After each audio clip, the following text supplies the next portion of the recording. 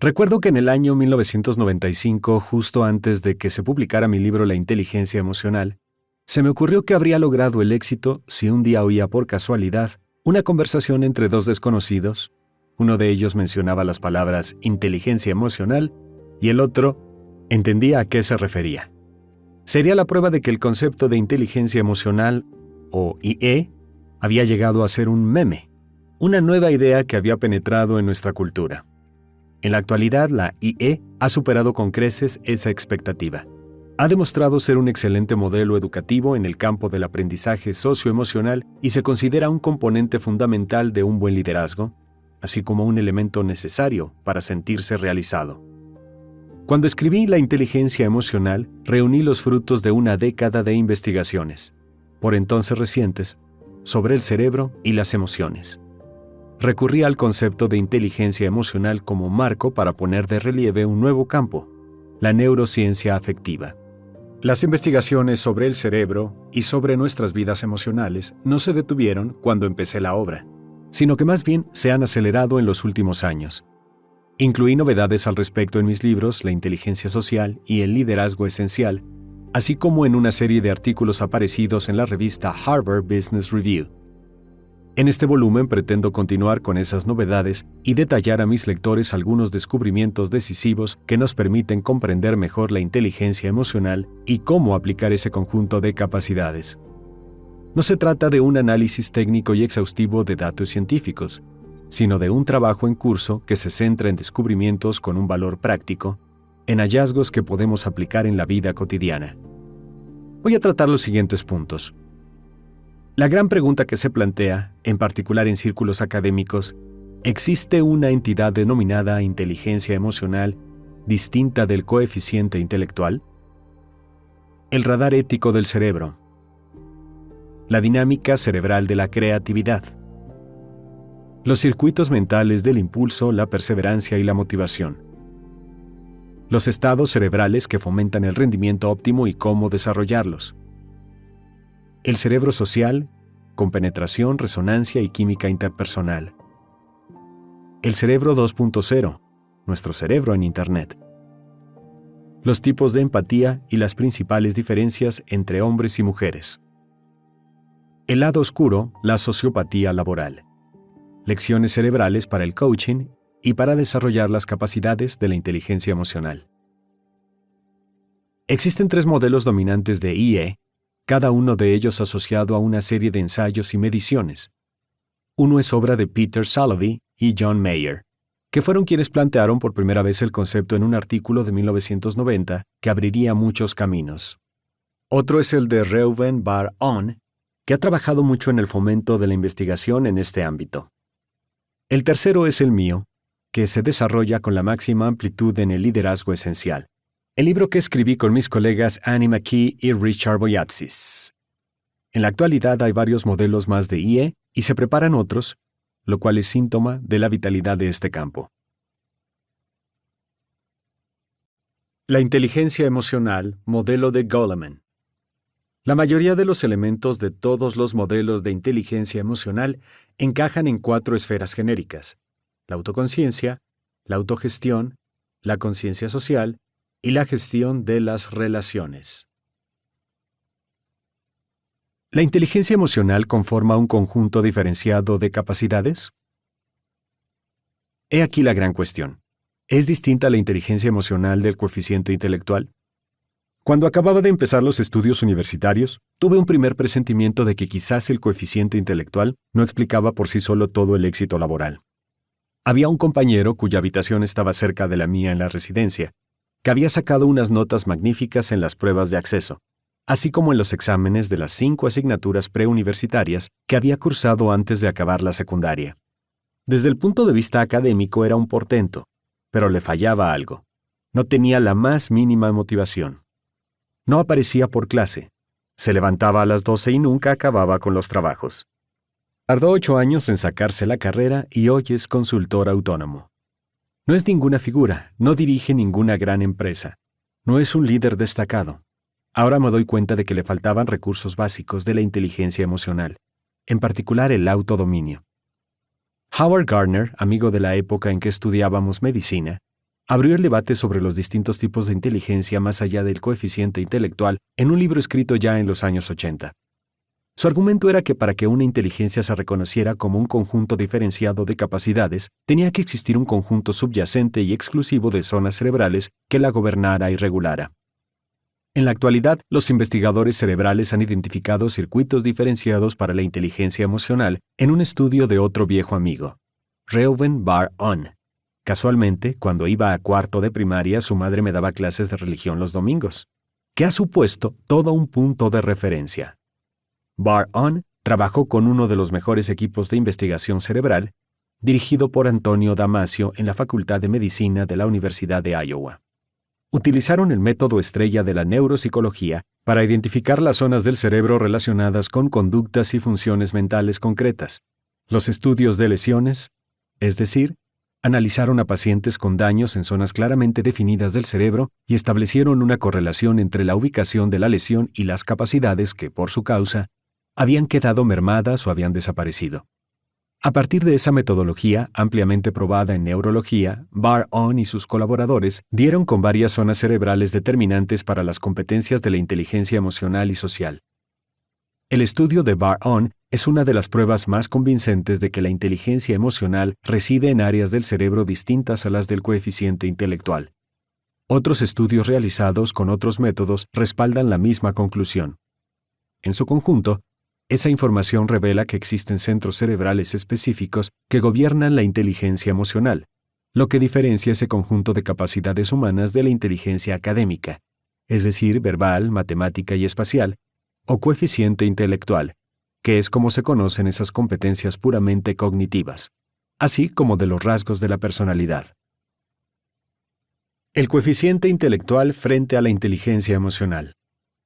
La base cerebral de la inteligencia emocional a partir de técnicas de neuroimagen y estudios de lesiones.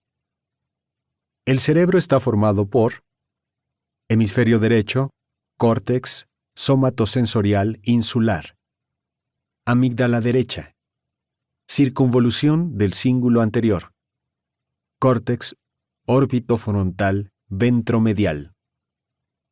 La amígdala derecha, tenemos dos, una en cada hemisferio cerebral, es un centro nervioso dedicado a las emociones y situado en el cerebro medio. En la inteligencia emocional me refería a la histórica investigación de Joseph Ledoux sobre la función de la amígdala en las reacciones emotivas y los recuerdos. Según se descubrió en el estudio de Bar-On, los pacientes con lesiones u otro tipo de daños en la amígdala derecha presentan una pérdida de autoconciencia emocional, es decir, de la capacidad de ser conscientes de sus propios sentimientos y comprenderlos. Otra zona determinante para la inteligencia emocional se localiza también en el hemisferio derecho del cerebro. Es el córtex somatosensorial derecho. Cuando presenta daños, también existe una deficiencia en la autoconciencia, así como en la empatía, es decir, la conciencia de las emociones de los demás. La capacidad de comprender y sentir nuestras propias emociones es decisiva para entender las de los demás y sentir empatía. Por otro lado, la empatía depende asimismo de otra estructura del hemisferio derecho, la ínsula o córtex insular, un nodo de los circuitos cerebrales que detecta el estado corporal y nos dice cómo nos sentimos, por lo cual determina decisivamente cómo sentimos y comprendemos las emociones de los demás.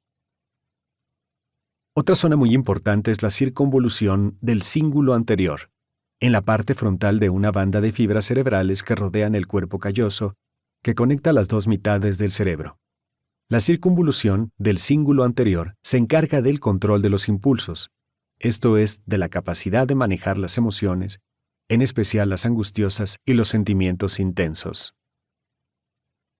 Por último, tenemos la franja ventromedial del córtex prefrontal, que está situado justo detrás de la frente y es la última parte del cerebro que acaba de desarrollarse. Se trata del centro ejecutivo de la mente, donde reside la capacidad de resolver problemas personales e interpersonales, de controlar los impulsos, de expresar los sentimientos de un modo eficaz y de relacionarnos adecuadamente con los demás. La autoconciencia. Los nuevos descubrimientos parecen indicar el modo en que las regiones cerebrales relacionadas con la autoconciencia nos ayudan a aplicar la ética y a tomar decisiones en general. La clave para comprender esa dinámica es distinguir entre el cerebro pensante, el neocórtex, y las zonas subcorticales.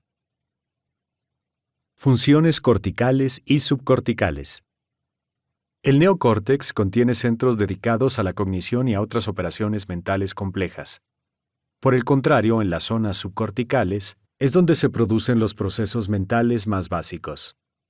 Justo por debajo del cerebro pensante y adentrándose en el córtex, se encuentran los centros límbicos, las principales zonas del cerebro dedicadas a las emociones.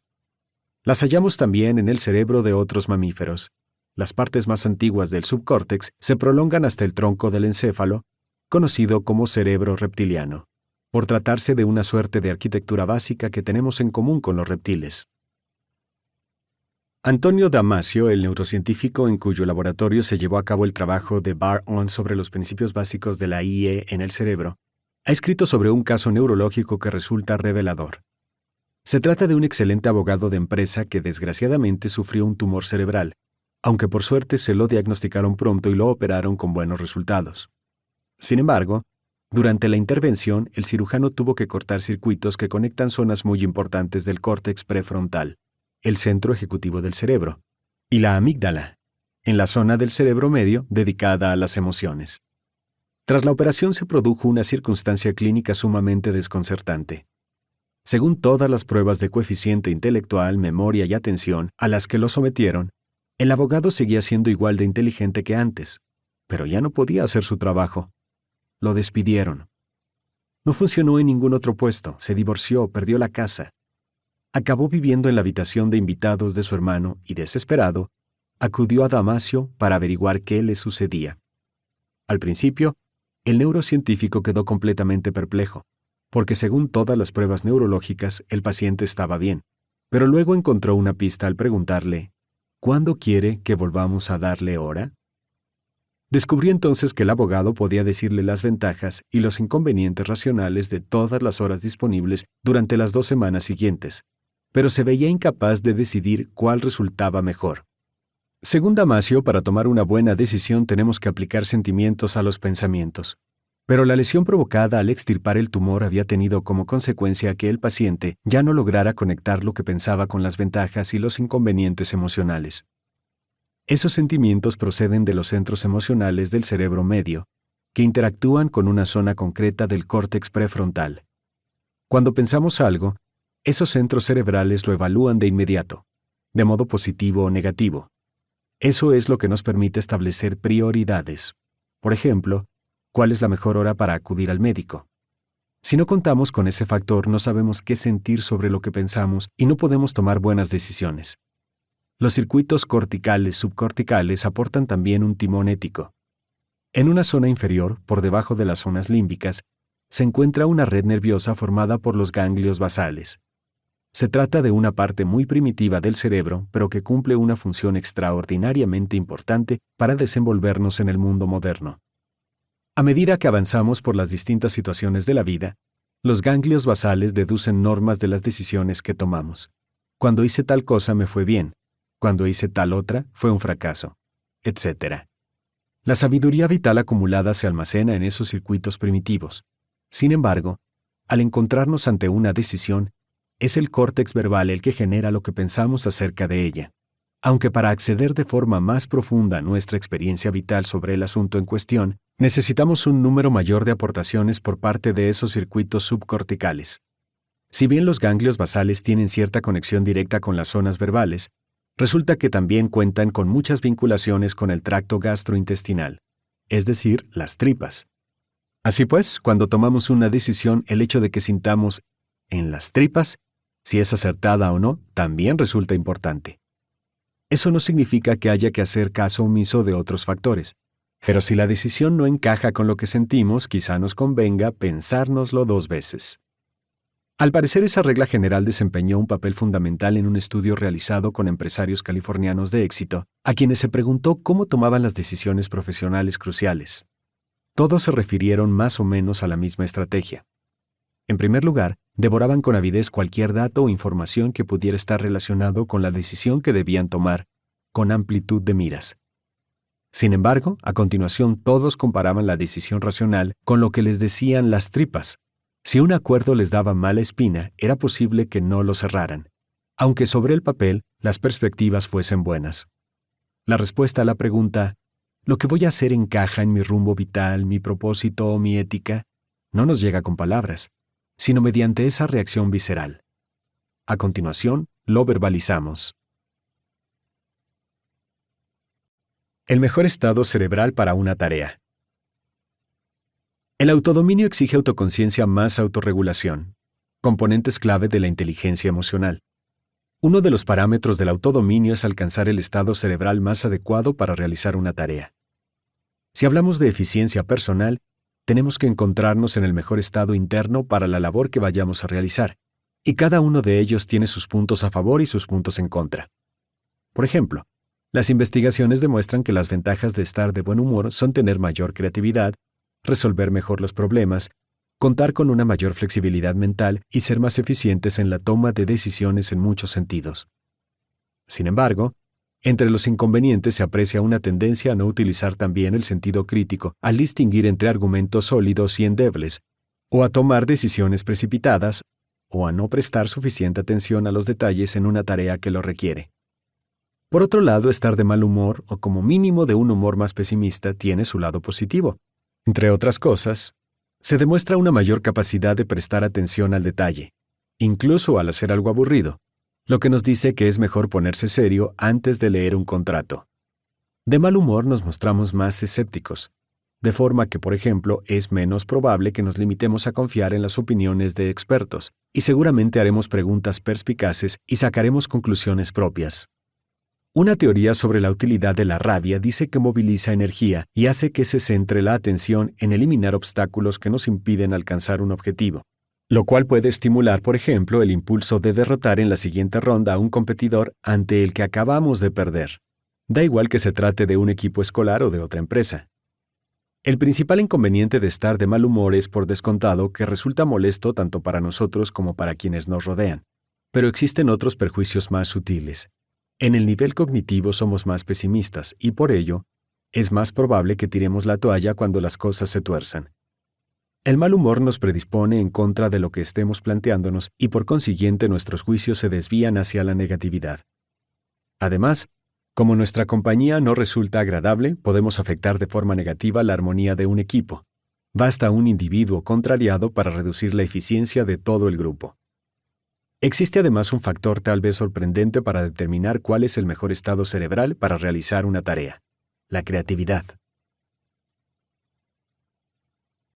El cerebro creativo. El hemisferio derecho es bueno y el izquierdo malo.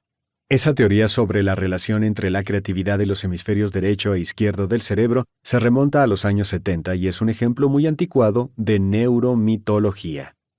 La nueva concepción de los dos hemisferios es más precisa con respecto a la topografía cerebral.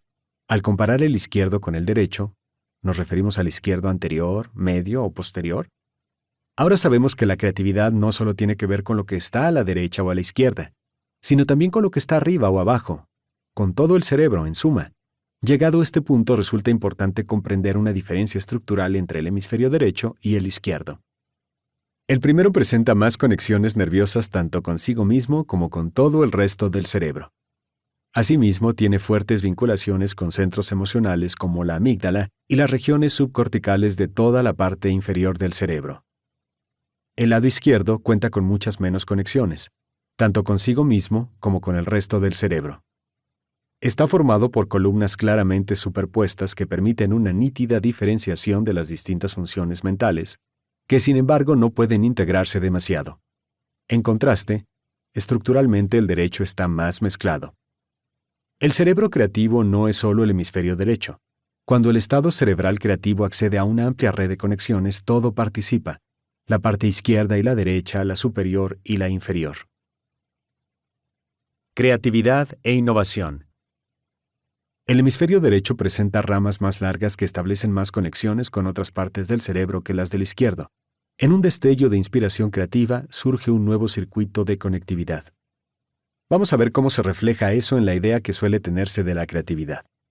Puede que haya oído usted hablar de un modelo clásico de la creatividad con 4 fases, que tiene más de un siglo de antigüedad.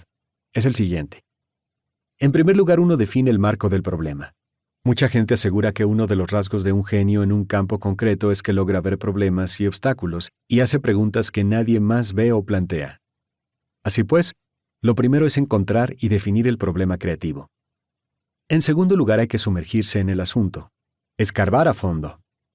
Reunir ideas, datos, información, todo lo que pueda ayudar a dar con una solución creativa. La tercera fase no resulta muy intuitiva para algunos. Consiste en dejarse ir, en relajarse sin más. Las mejores ideas se tienen en la ducha, de paseo, de vacaciones. En este caso, el autodominio consiste en saber cuándo relajarse y cómo conseguirlo. La cuarta y última etapa es la ejecución. Por descontado, muchas grandes ideas fracasan en este momento porque no se aplican adecuadamente. Este modelo es acertado hasta cierto punto, pero la vida no es tan sencilla. He comprobado que gente con una profesión que exige un flujo constante de inspiración mantiene una relación con la creatividad más compleja de lo que puede indicar ese esquema de 4 fases tan bien estructurado. Por ejemplo, George Lucas asegura que cuando tiene que redactar o repasar un guión, se va a una cabaña que tiene en el jardín y se pone a escribir sin más. ¿Alguna vez se queda ensimismado y espera que le llegue la inspiración? No, me respondió a esta pregunta. Tengo que seguir trabajando constantemente. Así opera ese genio en concreto, aunque sospecho que sus circuitos creativos poseen una fluidez singular. El segundo genio creativo con el que hablé del tema fue Philip Glass, uno de los compositores contemporáneos más célebres del mundo. ¿De dónde sacas las ideas?, le pregunté, y su contestación me sorprendió. Sé exactamente cuándo van a presentarse, entre las 11 de la mañana y las 3 de la tarde. Es cuando trabajo en nuevas composiciones. Más típico puede ser el caso de una tercera experta en creatividad con la que conversé, Adrienne Weiss, que se dedica al desarrollo y la redefinición de marcas. Le encargaron ayudar a rediseñar la imagen de la cadena multinacional de heladerías Baskin-Robbins, incluido un logotipo nuevo. Weiss pensó, bueno, ¿qué tenemos aquí? Baskin-Robbins es famosa por sus 31 sabores. ¿Cómo vamos a conseguir que eso resulte nuevo e inconfundible? Le dio vueltas al asunto, pero sin éxito, hasta que una noche se despertó en pleno sueño y recordó haber visto el nombre Baskin-Robbins con un 3 destacado en la parte derecha de la B inicial y un 1 en la izquierda de la R. Juntos formaban un 31, la cantidad de sabores de la marca. Si mira el nuevo logotipo de Baskin-Robbins, verá que esa cifra está resaltada en la B y la R, y se le ocurrió soñando. Los estudios cerebrales sobre la creatividad nos dicen qué sucede cuando gritamos ¡Eureka!, cuando se nos ocurre algo de repente. Si se miden las ondas cerebrales electroencefalográficas en un momento creativo, resulta que hay una gran actividad gamma que alcanza un pico 300 milisegundos antes de que se nos ocurra la respuesta. Esa actividad indica un enlace neuronal. Células cerebrales muy distintas se conectan en una nueva red nerviosa, por ejemplo, cuando surge una nueva asociación. Justo después de ese pico gamma, la nueva idea entra en la conciencia. Esa función intensificada se concentra en la zona temporal, localizada en el costado del neocórtex derecho. Se trata de la misma área que interpreta las metáforas y entiende los chistes. Permite comprender el lenguaje del inconsciente, lo que Freud denominó el proceso primario. El lenguaje de los poemas, el arte, de los mitos. Es la lógica de los sueños, donde todo vale y lo imposible es posible. El pico gamma revela que el cerebro ha tenido una idea. En ese momento, las células del hemisferio derecho utilizan esas conexiones y ramas más largas para comunicarse con otras zonas. Han hecho mayor acopio de información y la reúnen de acuerdo con una organización novedosa. ¿Cuál es la mejor forma de movilizar esa actividad cerebral? Primero hay que concentrarse intensamente en el objetivo o el problema y luego relajarse y llegar a la fase tercera, dejarse ir. Lo contrario, tratar de forzar la idea, podría ahogar involuntariamente la creatividad. Si le damos vueltas y más vueltas, quizá nos pongamos más tensos y no se nos ocurran otras formas innovadoras de ver las cosas, y mucho menos una idea verdaderamente creativa. Así pues, para pasar a la siguiente fase hay que dejarse ir sin más. A diferencia de la intensa concentración que se alcanza cuando se forcejea con un problema, esa tercera etapa se caracteriza por un elevado ritmo alfa, lo que indica relajación mental, un estado de apertura, de ensoñación y de deriva, en el que estamos más receptivos a las nuevas ideas. Así se prepara el terreno para las conexiones novedosas que se producen durante el pico gamma. Esos momentos de ideas creativas inesperadas parecen presentarse por generación espontánea, pero podemos suponer que se ha producido el mismo proceso. La persona se ha concentrado en mayor o menor medida en determinado problema y luego, mientras descansaba, los circuitos neuronales han establecido otras asociaciones y conexiones. Incluso cuando las ideas parecen surgir solas, puede que el cerebro esté pasando por las 3 fases clásicas. Por otro lado, tengo la impresión de que dividir este proceso en 3 o 4 etapas es en el fondo una ilusión útil. El espíritu creativo es mucho más irreflexivo. Considero que la principal actividad neuronal se divide entre concentrarse intensamente en el problema y relajarse. Luego, cuando llega la idea brillante, casi con seguridad, el cerebro ha pasado por ese elevado pico de actividad gamma que se constató en el laboratorio. ¿Es posible aumentar las posibilidades de que se produzca el pico gamma? Por lo general se presenta de forma caprichosa, no puede forzarse. Sin embargo, el estado mental sí puede prepararse o inducirse. Tenemos que definir bien el problema y luego sumirnos en él. A continuación nos dejamos ir, nos olvidamos de todo. Es durante ese periodo cuando existen más posibilidades de que se produzca el pico gamma, junto con el momento en que exclamamos ¡Eureka!, cuando se enciende la bombilla encima de la cabeza de un personaje de historieta. Existe un marcador físico que sentimos en ocasiones durante un pico gamma: placer. Ese eureka nos llena de alegría. A continuación llega la 4ª fase, la de la puesta en práctica, donde una buena idea cuaja o fracasa. Recuerdo una conversación con el director de un gigantesco laboratorio de investigación en el que trabajaban 4,000 científicos e ingenieros. Tenemos una norma sobre la creatividad. Si alguien presenta una idea novedosa, me contó, la persona que intervenga a continuación, en lugar de echarla por tierra de inmediato, algo que sucede con demasiada frecuencia en el mundo laboral, debe ser una especie de abogado de un ángel y decir, es buena idea por tal motivo. Las ideas creativas son como un capullo delicado. Hay que mimarlas para que florezcan. El autodominio. Los 2/4 del modelo genérico de la inteligencia emocional hacen referencia a la relación que tenemos con nosotros mismos. Son la autoconciencia y la autogestión. Se trata de los principios básicos del autodominio, la conciencia y gestión de nuestros estados internos. Esas capacidades son las que permiten que alguien tenga un excelente rendimiento individual en cualquier campo, y en el empresarial en concreto aporte magníficas contribuciones personales. Es decir, que sea lo que llamamos una estrella solitaria. Competencias como la gestión de las emociones, el impulso concienciado para alcanzar objetivos, la adaptabilidad y la iniciativa se basan en la autogestión emocional. El autodominio. La autorregulación de las emociones y los impulsos depende en gran medida de la interacción entre el córtex prefrontal, el centro ejecutivo del cerebro, y los centros emocionales del cerebro medio, en particular los circuitos que convergen en la amígdala. La zona más importante para la autorregulación es el córtex prefrontal, que en cierto sentido equivale al jefe bueno del cerebro, el que nos guía en nuestro mejor momento. En la región dorsolateral de la zona prefrontal se localiza el control cognitivo, que regula la atención, la toma de decisiones, la acción voluntaria, el razonamiento y la flexibilidad de respuesta. La amígdala es un punto desencadenante de la angustia, la ira, el impulso, el miedo, etc. Cuando ese circuito toma las riendas, actúa como el jefe malo y nos conduce a realizar acciones de las que más tarde podemos arrepentirnos. La interacción entre esas dos zonas del cerebro crea una autopista nerviosa que, cuando está equilibrada, es la base del autodominio.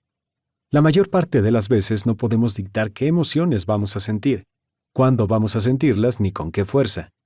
Nos llegan espontáneamente desde la amígdala y otras zonas subcorticales. Alcanzamos el punto de elección una vez que nos sentimos de una forma determinada. ¿Qué hacemos entonces? ¿Cómo lo expresamos? Si el córtex prefrontal tiene los circuitos inhibidores a pleno rendimiento, lograremos alcanzar un punto de decisión que nos permita ser más astutos al guiar nuestra respuesta y, por consiguiente, al manejar las emociones de los demás para bien o para mal en esa situación. Desde una perspectiva nerviosa, esa es la esencia de la autorregulación. La amígdala es el radar que detecta los peligros. El cerebro está concebido como un instrumento de supervivencia. En su esquema de funcionamiento, la amígdala ocupa una posición privilegiada. Si detecta una amenaza, en un instante puede tomar el mando del resto del cerebro, en especial del córtex prefrontal, y sufrimos lo que se conoce como secuestro amigdalar. El secuestro apresa nuestra atención y la dirige hacia el peligro en cuestión. Si estamos en el trabajo, al sufrirlo no podemos concentrarnos en nuestro cometido, solo pensar en lo que nos agobia. La memoria también deja de funcionar con normalidad y recordamos con más facilidad lo que tiene que ver con la amenaza y no tenemos tan claro lo demás. Durante un secuestro amigdalar somos incapaces de aprender y nos apoyamos en hábitos archisabidos, conductas que hemos aplicado una y otra vez. No podemos innovar ni ser flexibles. Las neuroimágenes captadas cuando alguien está muy alterado muestran que la amígdala derecha en particular se encuentra extraordinariamente activa, así como el córtex prefrontal derecho. La amígdala ha apresado esa zona prefrontal y la gobierna para afrontar el peligro que se ha percibido. Cuando se activa ese sistema de alarma, sufrimos la clásica respuesta de lucha, huida o paralización, que desde un punto de vista cerebral significa que la amígdala ha puesto en funcionamiento el eje hipotalámico hipofisario suprarrenal y el cuerpo sufre una descarga de hormonas del estrés, sobre todo cortisol y adrenalina. Ese mecanismo presenta un grave problema.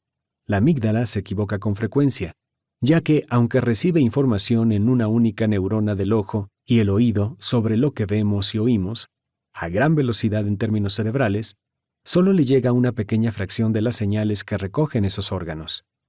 La inmensa mayoría se dirige a otras partes del cerebro que tardan más en analizar la información y hacen una lectura más precisa. En cambio, la amígdala se queda con una impresión poco rigurosa y debe reaccionar de inmediato.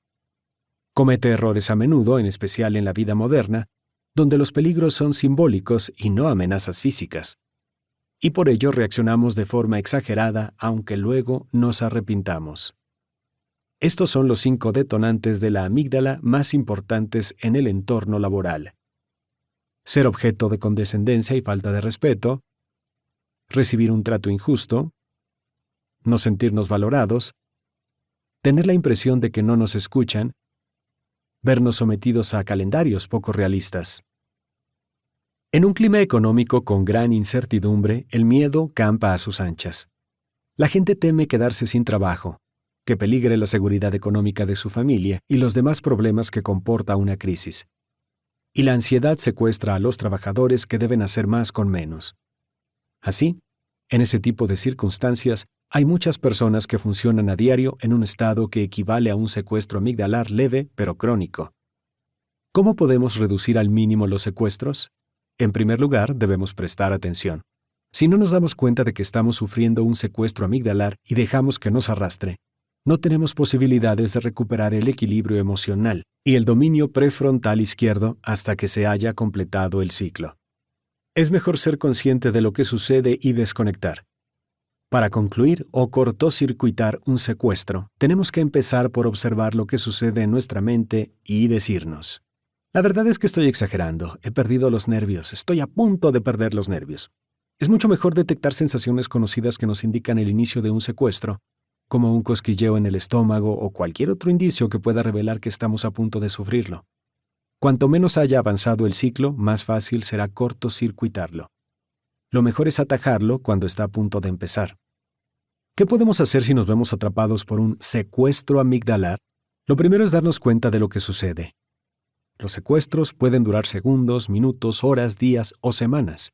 A algunos, si se han acostumbrado a vivir de mal humor o con miedo, puede parecerles su estado normal.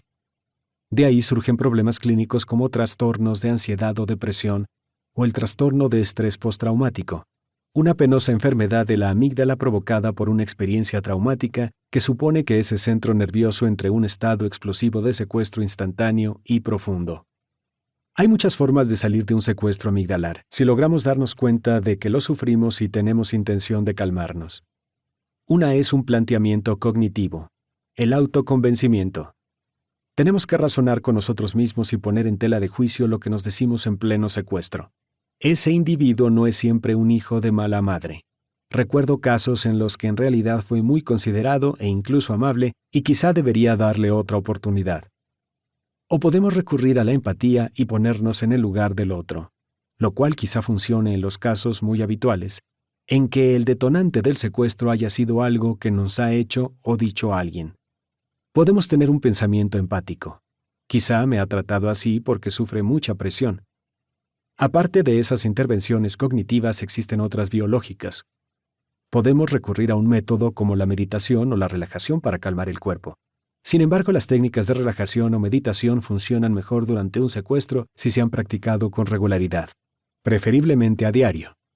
Si no se ha creado un fuerte hábito mental, no pueden invocarse así como así.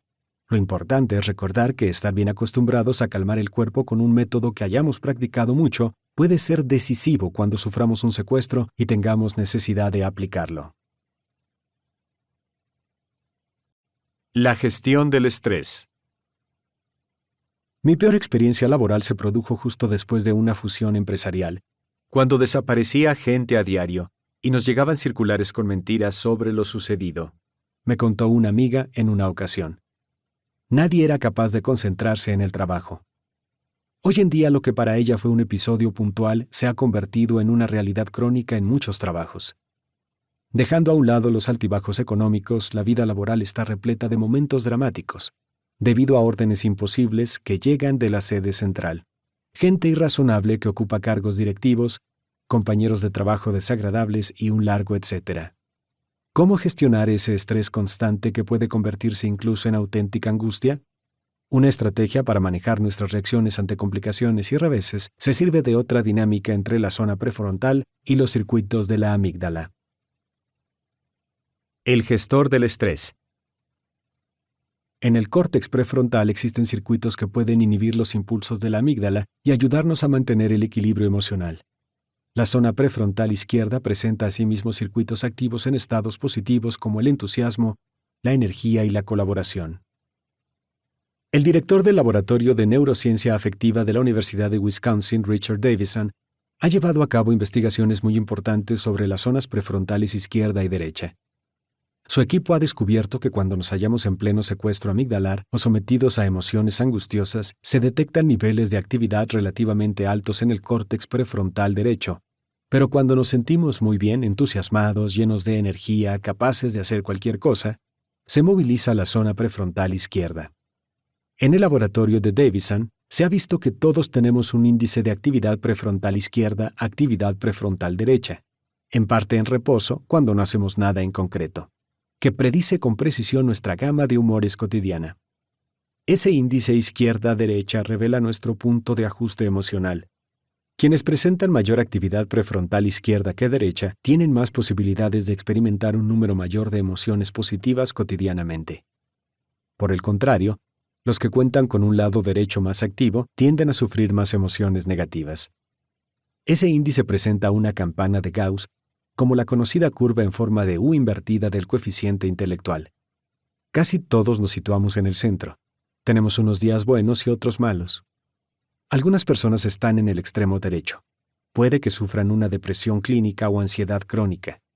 Por el contrario, quienes se encuentran en el extremo izquierdo de la campana de Gauss se recuperan de las adversidades con una rapidez extraordinaria. Davison ha investigado asimismo lo que denomina estilos emocionales, que en realidad son estilos cerebrales. Existe uno que refleja con qué facilidad nos enojamos, dónde nos encontramos en el espectro que va de la gente con una amígdala explosiva, los que enseguida se alteran, se frustran o se enfadan, a la imperturbable. Un segundo estilo indica con qué velocidad nos recuperamos tras un momento de angustia. Hay quienes se reponen rápidamente una vez que se alteran, mientras que a otros les cuesta mucho tiempo. En el extremo de la lentitud está la gente que da vueltas a las cosas o se preocupa sin cesar, que sufre secuestros amigdalares leves continuados. La preocupación crónica mantiene la amígdala alerta, de modo que el individuo permanece en un estado de angustia mientras sigue cavilando. Si tenemos en cuenta que nos enfrentamos a muchas tensiones realistas, esos dos primeros estilos, ser imperturbable y capaz de recuperarse deprisa, son los más eficaces para bregar con los problemas del mundo laboral. El tercer estilo evalúa la profundidad de los sentimientos de una persona. Unos los experimentan con mucha intensidad y otros de modo más superficial.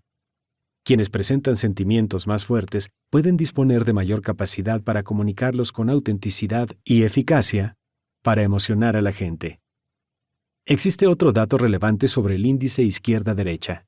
Barbara Fredrickson, de la Universidad de Carolina del Norte, señala que la gente que prospera en la vida, que tiene relaciones positivas y un trabajo gratificante, que considera que su existencia tiene sentido, experimenta al menos 3 acontecimientos emocionales positivos por cada uno negativo. También se ha observado un índice parecido entre las emociones positivas y negativas en los equipos de éxito, donde la proporción es de 5 contra 1. Parece ser que el índice de la gente próspera se aplica también colectivamente. Cuando estamos atrapados en un secuestro amigdalar continuado, ya sea intenso o leve, sufrimos una activación del sistema nervioso simpático. No se trata de un estado agradable, sino de un problema crónico. Durante el secuestro, los circuitos de alarma activan la respuesta de lucha, huida o paralización, que segrega hormonas generadoras del estrés con toda una serie de consecuencias negativas, como una disminución de la eficacia de la reacción inmunitaria.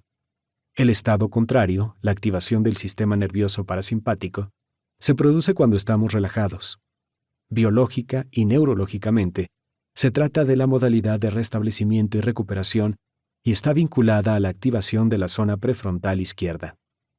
Para cultivar una mayor intensidad de la actividad de esa área, que genera emociones positivas, podemos aplicar distintas estrategias. Una de ellas consiste en desconectar regularmente de una rutina de agitación y problemas para reposar y restablecernos.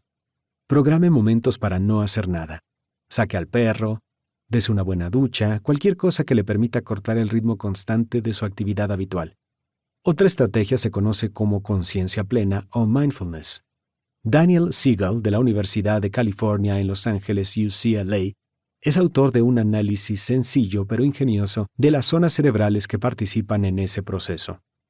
La modalidad más conocida de conciencia plena consiste en cultivar una presencia que planea sobre la experiencia del momento, una conciencia que no juzga y no reacciona ante los pensamientos o los sentimientos que puedan pasar por la mente.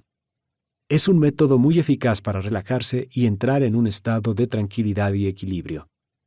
La reducción del estrés a partir de la conciencia plena, el método creado por Jon Kabat-Zinn, se utiliza mucho en medicina para ayudar a los pacientes a sobrellevar síntomas crónicos, ya que alivia el sufrimiento emocional que suelen llevar aparejado, y por consiguiente mejora su calidad de vida. Richard Davidson aunó fuerzas con Kabat-Zinn, que por entonces trabajaba en el Centro Médico de la Universidad de Massachusetts, para enseñar a la gente a entrar en un estado de relajación en el trabajo gracias a la conciencia plena. Kabat-Zinn enseñó esa técnica a personas que se encontraban en un entorno laboral muy estresante, una empresa de biotecnología de reciente creación donde se trabaja con entrega total las 24 horas del día. Las instruyó con un programa de 8 semanas de duración que suponía practicar la conciencia plena una media de 30 minutos al día. Davidson realizó estudios sobre el cerebro antes y después del programa de la conciencia plena. Antes, el punto de ajuste emocional de la mayoría de la gente se encontraba hacia la derecha, lo que indicaba que estaban preocupados. Tras 8 semanas de conciencia plena, empezó a moverse hacia la izquierda, y las declaraciones de los propios trabajadores dejaban claro que con el paso a la zona más positiva de las emociones, habían salido a la superficie el entusiasmo, la energía y la jovialidad en el entorno laboral. La conciencia plena parece ser un buen sistema de refuerzo del dominio de las zonas determinantes del córtex prefrontal. Davidson me ha dado una buena noticia. Los principales beneficios de la conciencia plena en lo que a un giro del punto de ajuste emocional del cerebro se refiere, se obtienen al inicio de la práctica. No hay que esperar años para notar la mejoría, aunque probablemente sea necesario seguir ejercitando la técnica a diario para mantener la tendencia. Junto a ese cambio hacia una gama de humores más positiva, tenemos otro instrumento nervioso para gestionar el estrés: un menor tiempo de recuperación. Tradicionalmente, la sesión diaria de conciencia plena se concluye con un periodo de pensamientos afectuosos dirigidos a los demás, la práctica del cariño.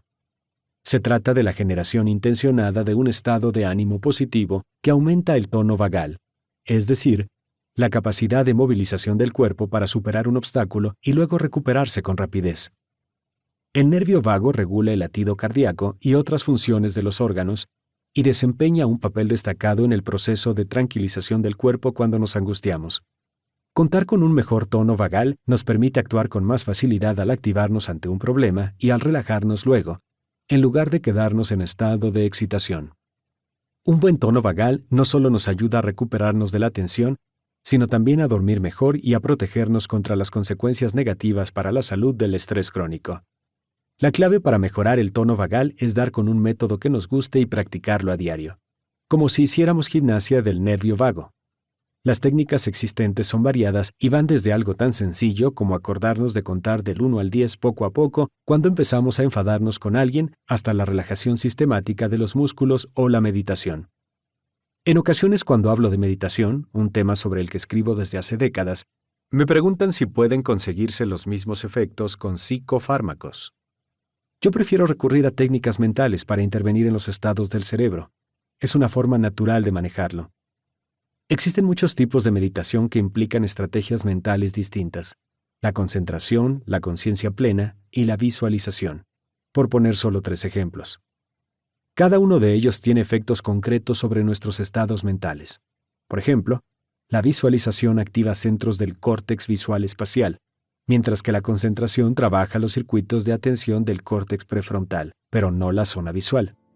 Un nuevo campo científico, la neurociencia contemplativa, ha empezado a estudiar con detenimiento qué diferencias hay entre las consecuencias de un tipo u otro de meditación en el cerebro, qué centros se activan y cuáles podrían ser los beneficios concretos.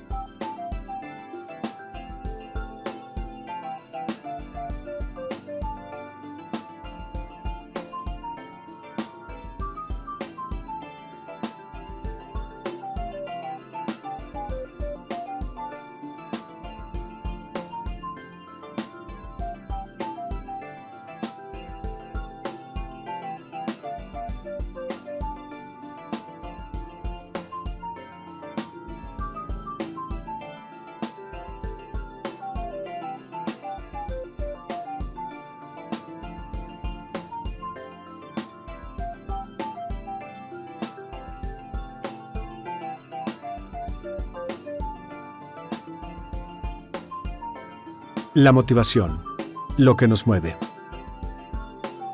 Las palabras motivación y emoción tienen orígenes muy parecidos. Las dos están relacionadas con el concepto de movimiento. La motivación es lo que nos impulsa a actuar para conseguir un objetivo. Todo lo que nos motive nos hace sentir bien. Como me dijo un científico, para conseguir que hagamos lo que le interesa, la naturaleza lo convierte en un placer. Las motivaciones determinan dónde encontramos placeres. Pero con frecuencia, cuando llega el momento de lograr esos objetivos, la vida presenta dificultades. Sin embargo, si nos topamos con contratiempos y obstáculos en la consecución de las metas a las que nos empujan nuestras motivaciones, se activan unos circuitos que convergen en una zona del córtex prefrontal izquierdo, con el fin de recordarnos las buenas sensaciones que vamos a experimentar cuando alcancemos los objetivos. Cuando algo sale mal, eso nos ayuda a seguir adelante a pesar de las dificultades. La gente cuyo punto de ajuste emocional se inclina hacia el lado izquierdo tiende a ser más positiva emocionalmente, pero, según ha constatado Davison, es propensa a la ira, en especial cuando se malogra un objetivo importante. En esos momentos se frustran y se enfadan, lo cual es bueno, porque moviliza la energía y centra la atención en el esfuerzo necesario para superar los obstáculos y alcanzar la meta en cuestión.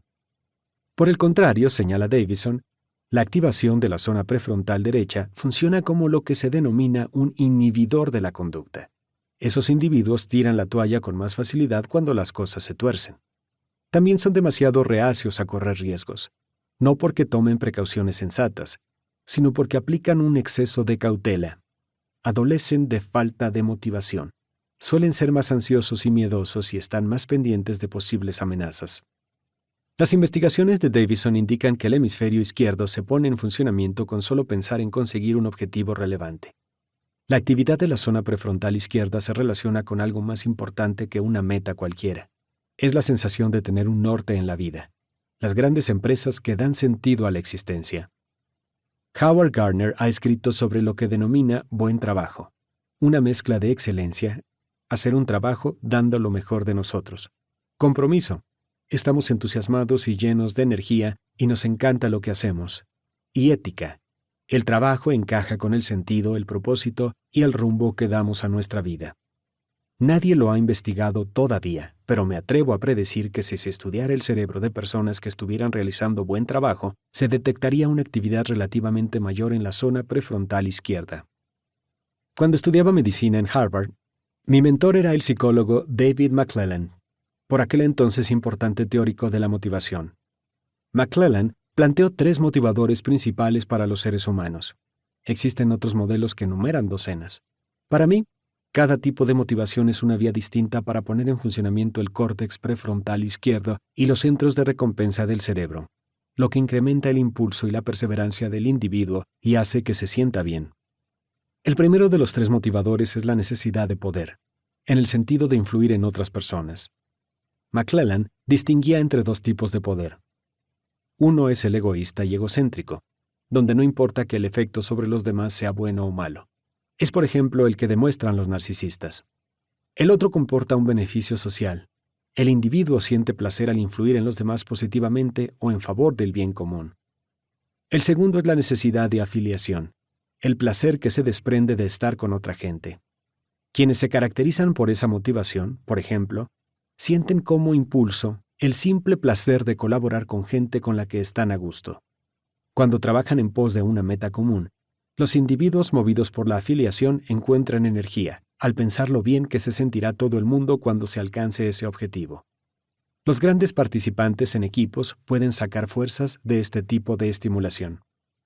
Por último, tenemos la necesidad de consecución, de alcanzar un objetivo significativo. A las personas que se caracterizan por ese motivador les encanta llevar la cuenta de lo que sucede, recibir información sobre su progreso. Da igual que se trate de conseguir los objetivos trimestrales estipulados en su trabajo o de recaudar millones para una organización de beneficencia. La gente con un fuerte impulso de consecución se esfuerza por mejorar, aprende incesantemente. Por muy buenos que sean, no se contentan y siempre aspiran a obtener mejores resultados. El impulso de consecución puede tener una desventaja. Hay quien acaba siendo adicto al trabajo, se obsesiona con sus objetivos laborales y se olvida de vivir plenamente. Lo vemos en el caso de los estudiantes excesivamente empollones, que aspiran a sacar excelentes notas a expensas de todo lo demás, o en los ejecutivos de éxito que trabajan 18 horas todos los días de la semana, o en cualquiera que se rija por el perfeccionismo. La clave para que el impulso de consecución resulte saludable es fijarse un nivel de rendimiento muy alto y aspirar a cumplirlo, pero sin ofuscarse, porque si la meta es inalcanzable, no valoramos los triunfos y nos obsesionamos con la más mínima imperfección.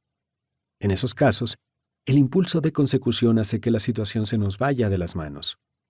Al evaluar su rendimiento en cualquier situación, los perfeccionistas se fijan solo en lo que podrían haber hecho mejor, no en lo que han hecho bien.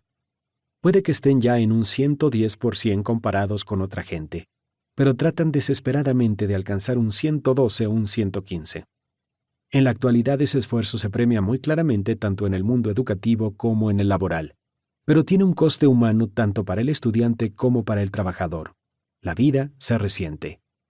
El precio puede ser un fracaso sentimental detrás de otro, o no tener nunca tiempo para disfrutar de algo, o desde el punto de vista de la salud sufrir de estrés crónico.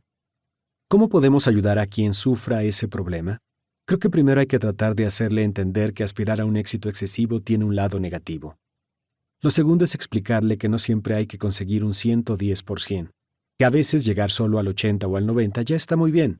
y que además de tener éxito uno puede disfrutar de la vida y ser feliz. McClellan descubrió que puede calcularse el nivel de necesidad de consecución con un simple juego infantil, consistente en lanzar una anilla de plástico que debe encajar en una estaca que previamente se ha clavado en el suelo y que puede colocarse a 1, 2, 3 o 4 metros de distancia. Cuando más lejos esté, más puntos se obtienen. A la gente con una gran motivación de consecución se le da muy bien calcular cuál es la máxima distancia a la que puede colocar la estaca para luego acertar al lanzar la anilla. Tienen habilidad para correr riesgos. Puede que hagan cosas que a ojos de los demás parezcan muy peligrosas, pero antes han investigado adecuadamente y poseen la información necesaria, o cuentan con la capacidad requerida, las habilidades que les ayudarán a lograr el objetivo. En sus investigaciones, McClellan averiguó que ese rasgo está muy marcado en los empresarios de gran éxito profesional. Recuerdo que hace unos años participé en unas jornadas sobre el mundo laboral, en concreto en una mesa redonda con 2 jóvenes expertos en nuevas tecnologías, cada uno de ellos responsable de una .com. Una en concreto era Razorfish, que se dedicaba a comprar espacio publicitario interactivo en aquella historia tan novedosa por entonces que se llamaba Internet. Todo el mundo tenía muchas esperanzas depositadas en Razorfish en aquel momento, el principio de la burbuja tecnológica de los años 90, y la joven empresa ganaba valor de mercado con bastante rapidez. Razorfish tenía una buena capitalización de mercado que se esfumó cuando estalló la burbuja. Desde entonces ha cambiado de manos en varias ocasiones. Personalmente me despertó más interés el otro emprendedor de la mesa redonda, que dirigía una nueva compañía que en aquella época llamaba menos la atención que Razorfish. Al hablar con él me di cuenta de que era el típico ejemplo del perfil trazado por McClellan del empresario con un gran impulso de consecución. Daba la impresión de que disfrutaba descubriendo constantemente cómo mejorar su rendimiento. Mientras hacía la carrera había resuelto una compleja cuestión matemática relacionada con algoritmos avanzadísimos, que poca gente comprendía y que tenía importantes aplicaciones potenciales en Internet. Los demás consideraban que se había arriesgado enormemente al crear una .com basada en la aplicación de un método poco conocido y aún por poner a prueba. Pero él estaba convencido de que funcionaría. Se había preparado a conciencia. Poca gente había oído hablar de su empresa por aquel entonces, y si yo la recordé fue porque tenía un nombre curioso. Se llamaba Google. Él era Sergey Brin. El rendimiento óptimo. Hace aproximadamente un siglo que la psicología está al tanto de la relación entre estrés y rendimiento. Se conoce como la ley de Yerkes-Dodson, aunque los psicólogos Yerkes y Dodson no podían saberlo hace 100 años. En realidad estaban estudiando los efectos del eje hipotalámico hipofisario suprarrenal, las conexiones que segregan hormonas del estrés cuando se activa la amígdala. Se trata de una forma distinta de analizar de qué modo el cerebro beneficia o perjudica nuestro rendimiento, ya sea en el trabajo, en el aprendizaje, en un deporte o cualquier otra esfera que requiera la aplicación de nuestras capacidades. La ley de Yerkes-Dodson recoge 3 estados principales: desvinculación, flujo y sobrecarga. Cada uno de ellos tiene una enorme influencia en nuestra capacidad de rendir al máximo. La desvinculación y la sobrecarga dan al traste con nuestros esfuerzos, mientras que el flujo les saca partido. Las consecuencias del estrés sobre el rendimiento. La relación entre estrés y rendimiento reflejada en la ley de Yerkes-Dodson indica que el aburrimiento y la desvinculación activan una cantidad excesivamente pequeña de las hormonas del estrés segregadas por el eje hipotalámico hipofisario suprarrenal, con lo que el rendimiento se resiente. Cuando nos sentimos más motivados y vinculados, el estrés bueno nos sitúa en la zona óptima, donde funcionamos en plenitud de condiciones. Si los problemas resultan excesivos y nos desbordan, entramos en la zona de agotamiento, donde los niveles de hormonas del estrés son demasiado elevados y entorpecen el rendimiento. La desvinculación. En todo el mundo abundan los trabajos repletos de individuos estancados por falta de vinculación, de implicación. Les aburre su cometido. No se sienten inspirados y carecen de interés. La motivación para rendir al máximo es escasa o nula, y se limitan a hacer lo mínimo para que no los despidan. Los estudios sobre el compromiso de los trabajadores señalan que en las empresas más productivas hay 10 empleados completamente vinculados por cada uno desvinculado. mientras que en las que tienen una productividad media, la proporción es solamente de 2:1. Los trabajadores vinculados son más productivos, ofrecen una mejor atención a los clientes y resultan más leales a la empresa.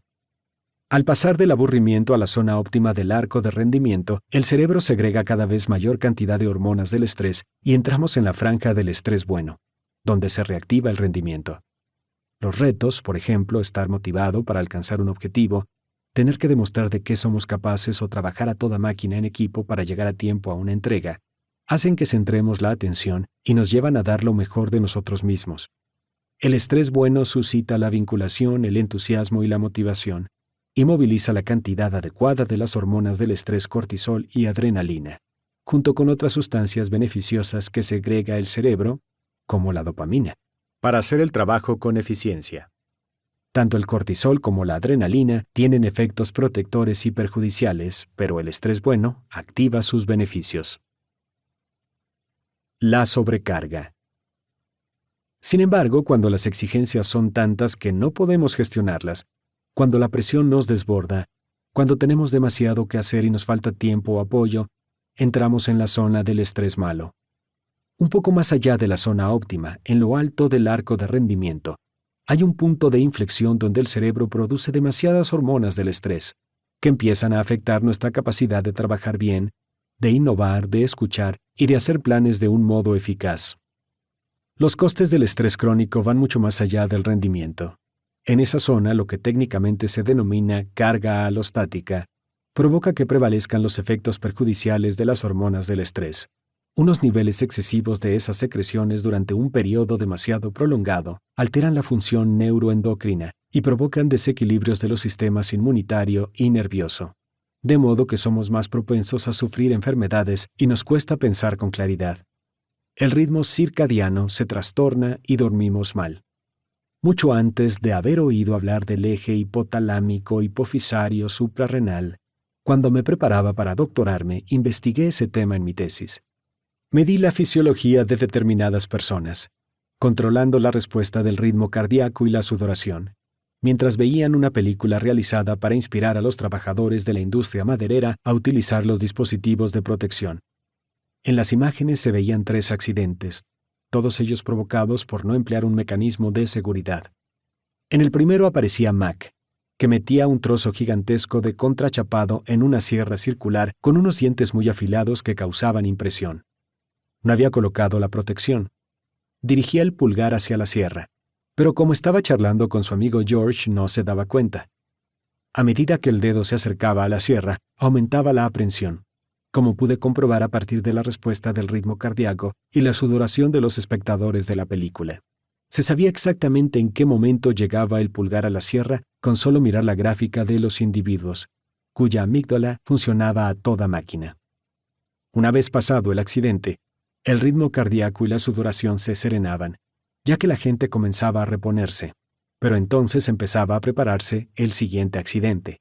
Y dado que no se habían recuperado del todo, los espectadores tenían una respuesta aún más pronunciada.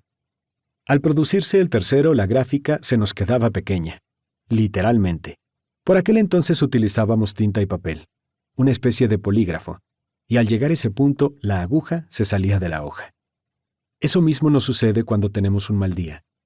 En nuestro interior se produce esa reacción de estrés en ascenso vertiginoso si nos dormimos porque no suena el despertador y de repente nos damos cuenta de que vamos a llegar tarde a una reunión importante. Luego los niños se portan mal o tenemos un encontronazo con nuestra pareja. Así que salimos de casa de un humor de perros. A continuación el coche se niega a arrancar y las frustraciones se suceden. Y todo eso antes siquiera de haber llegado a la oficina. Las hormonas del estrés van a tope. En ese ejemplo, tenemos problemas continuados, una de las causas más habituales de la carga alostática, que en caso de convertirse en un factor crónico, puede dejarnos más expuestos a las enfermedades. Los científicos han descubierto que tener que afrontar repetidamente toda una serie de hechos estresantes provoca ese resultado. Lo mismo sucede cuando existe una fuente de estrés crónica, por ejemplo, un compañero de trabajo desagradable, a la que nunca nos acostumbramos. Otro motivo es obsesionarnos con lo que nos agobia. Por ejemplo, despertarnos en plena noche y ponernos a darle vueltas, de modo que no conseguimos reducir el nivel de estrés.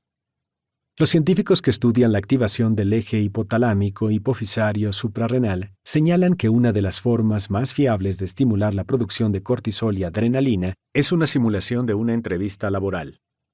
El experimento consiste en buscar a gente en paro a la que se ofrece una supuesta preparación para aprender a buscar trabajo.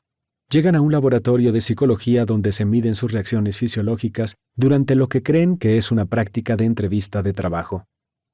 En realidad, la persona con la que hablan es un cómplice del ensayo que empieza a tener reacciones no verbales negativas, como miradas de indignación, mientras el pobre candidato va hablando y luego pasa a criticarlo abiertamente. Como es lógico, el eje hipotalámico hipofisario suprarrenal se activa inequívocamente. Los directivos y los supervisores deberían ser conscientes de que eso es lo que sucede si al hablar con un trabajador de su rendimiento se centran tan solo en lo que ha hecho mal, y no en cómo puede mejorar y en lo que ha hecho bien. En el nivel máximo de segregación de hormonas del estrés nos abrumamos, lo que entorpece ampliamente nuestra capacidad cognitiva. Por ejemplo, el rendimiento matemático y lingüístico puede disminuir un 50%. Cuando estamos sobrecargados, reaccionamos de forma rígida, inflexible. No podemos adaptarnos a nuevas situaciones. No logramos concentrarnos, nos distraemos con facilidad. Estar siempre abrumado puede dañar el hipocampo, que es determinante para el aprendizaje. Allí es donde los recuerdos recientes, por ejemplo lo que acabamos de oír o leer, pasan de la memoria a corto plazo a la memoria a largo plazo, lo que nos permitirá recordarlos con posterioridad. El hipocampo tiene una enorme cantidad de receptores de cortisol, de modo que nuestra capacidad de aprender es muy vulnerable al estrés.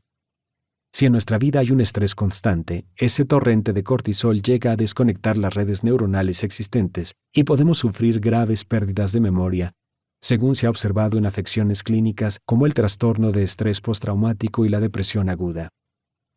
Investigaciones más recientes han demostrado que los efectos biológicos de tales niveles de estrés malo afectan a la salud en muchos sentidos. Se produce un incremento de grasa abdominal y aumenta la resistencia a la insulina. El cuerpo se vuelve más propenso a la diabetes, las cardiopatías y las obstrucciones arteriales. La eficiencia del sistema inmunitario cae en picado. El cortisol degrada la vaina mielínica, que recubre las vías nerviosas, lo que reduce la transmisión de señales de una zona del cerebro a otra. En resumen, los efectos neurológicos, cognitivos y biológicos de un estrés excesivo son aún peores de lo que se creía. El flujo. El punto ideal del arco de Yerkes-Dodson en el que debemos ubicarnos es la zona de rendimiento óptimo, denominada flujo, en las investigaciones realizadas por Mihaly Csikszentmihalyi en la Universidad de Chicago. El estado de flujo representa un pico de autorregulación, el punto de aprovechamiento máximo de las emociones al servicio del rendimiento o el aprendizaje. Permite canalizar las emociones positivas para realizar una tarea con energía. En ese estado estamos concentrados y sentimos una alegría espontánea, un éxtasis incluso. El concepto del flujo surgió de una investigación en la que se pedía a los participantes que describieran un momento en el que se habían superado y habían alcanzado su cota máxima personal. La gente refirió momentos relacionados con campos de especialización muy diversos, desde el baloncesto hasta el ballet, pasando por el ajedrez o la neurocirugía, pero con independencia de los detalles, el estado subyacente que describían era siempre el mismo. Algunas de las características principales del flujo son una concentración intensa e inquebrantable, una ágil flexibilidad para reaccionar ante nuevos problemas, un rendimiento al máximo de nuestra capacidad y una sensación de placer, de enorme felicidad, derivada de la actividad que tenemos entre manos. Ese último punto nos indica claramente que si se hiciera una exploración cerebral a una persona en pleno estado de flujo, probablemente se apreciaría una notable actividad prefrontal izquierda. Si se hiciera un estudio de la química cerebral, es posible que se encontraran mayores cantidades de los compuestos que estimulan el ánimo y la productividad, como la dopamina. Esa zona de rendimiento óptimo se ha definido como un estado de armonía neuronal, en el que áreas dispares del cerebro se encuentran en sincronía, colaboran. También se ha considerado un estado de máxima eficiencia cognitiva. Alcanzar el flujo nos permite aprovechar al máximo nivel cualquier talento que podamos tener.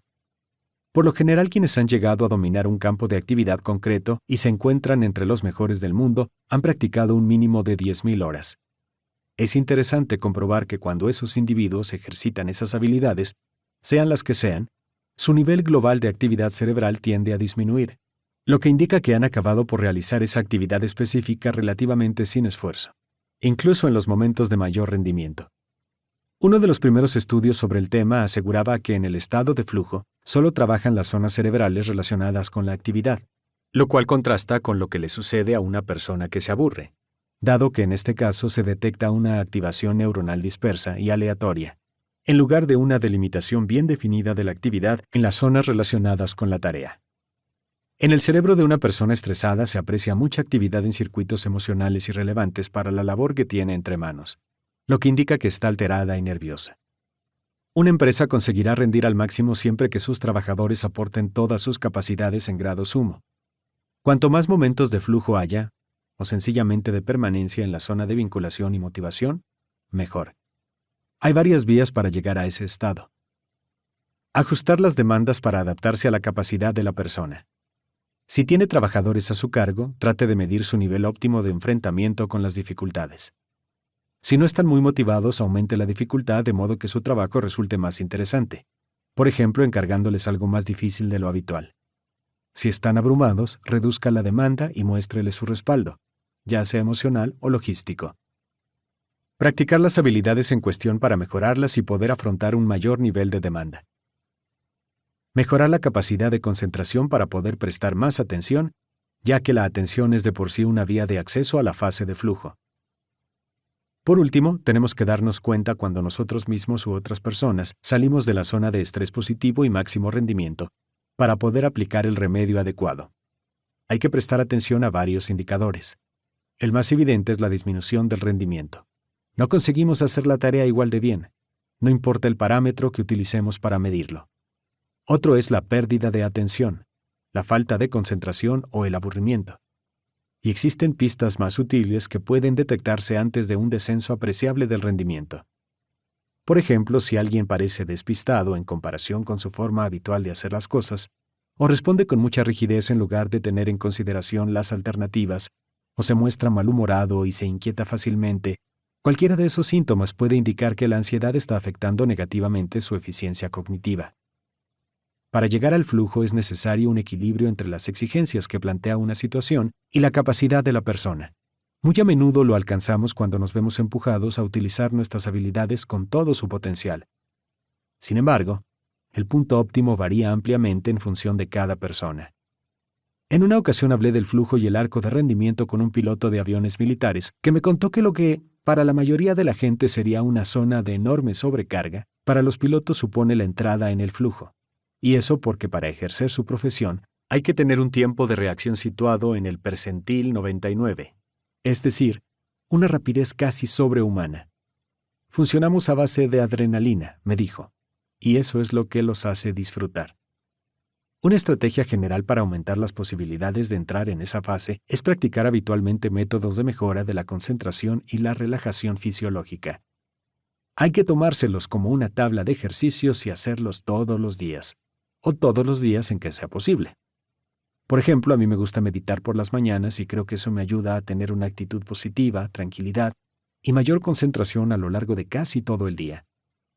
Si tenemos un trabajo muy estresante, puede ayudarnos a ofrecer con regularidad al cerebro y al cuerpo la oportunidad de recuperarse y relajarse. La meditación es solamente uno de los muchos métodos de relajación existentes. La clave está en encontrar uno que nos guste y practicarlo con frecuencia. Todo lo que de verdad nos relaje es útil. No me refiero a salir a correr un rato sin dejar de preocuparnos de lo que va mal. Eso no es relajarse. Me refiero a jugar con niños o sacar al perro o practicar el golf o cualquier cosa que sirva para tranquilizarnos. Cuanto más rompamos el ciclo de captura de la zona prefrontal derecha por parte de la amígdala, más libres estaremos para activar los circuitos beneficiosos del córtex prefrontal izquierdo. Si practicamos habitualmente algo como la conciencia plena, nos parece que esa mayor activación del hemisferio izquierdo adquiere prominencia con el tiempo, y lo cierto es que el cambio más pronunciado se experimenta durante los primeros meses. Hasta el punto, los datos más claros sobre ese paso de la zona prefrontal derecha a la izquierda proceden de la investigación realizada por Davidson con John Kabat-Zinn, durante la cual personas situadas en entornos profesionales de mucho estrés practicaron la conciencia plena. En la actualidad están repitiendo el experimento para asegurarse de que se obtienen los mismos resultados y para comprender mejor las condiciones propiciadas por esa actividad. ¿Con qué frecuencia y durante cuánto tiempo hay que practicar para apreciar cambios del sistema nervioso o el cuerpo? ¿Hay algún tipo de gente que se beneficie más que los demás? Para contestar a esas preguntas nos hacen falta más estudios. Otra cuestión, aparte de las ventajas antiestrés, es cómo aumentar la capacidad de concentración. La concentración es una habilidad mental y todas las habilidades pueden mejorar mediante la práctica, pero con el incremento vertiginoso de las distracciones con las que todos nos topamos en nuestros días, este asunto se ha convertido en algo decisivo en el entorno laboral. Cuanto más nos distraemos, menos eficientes somos. Neurocientíficos cognitivos como Davison están analizando ahora los métodos clásicos de meditación, que desde su punto de vista son ejercicios de adiestramiento para lograr una mayor concentración de la atención. Existen muchos métodos de meditación en las tradiciones espirituales europea y asiática, y muchos pueden entenderse básicamente como formas de aumentar la concentración, algo muy alejado de su función espiritual. La regla fundamental de cualquier técnica de intensificación de la concentración es dirigir la atención a A, y siempre que la mente se distraiga hacia los asuntos B, C, D, E o F y nos demos cuenta de lo sucedido, hacerla volver a A. Cada vez que redirijamos la mente distraída hacia un estado de atención, ejercitaremos la musculatura de la concentración. Es como hacer repeticiones con un aparato de gimnasia, con la diferencia de que en este caso se fortalece una parte del cerebro, la atención.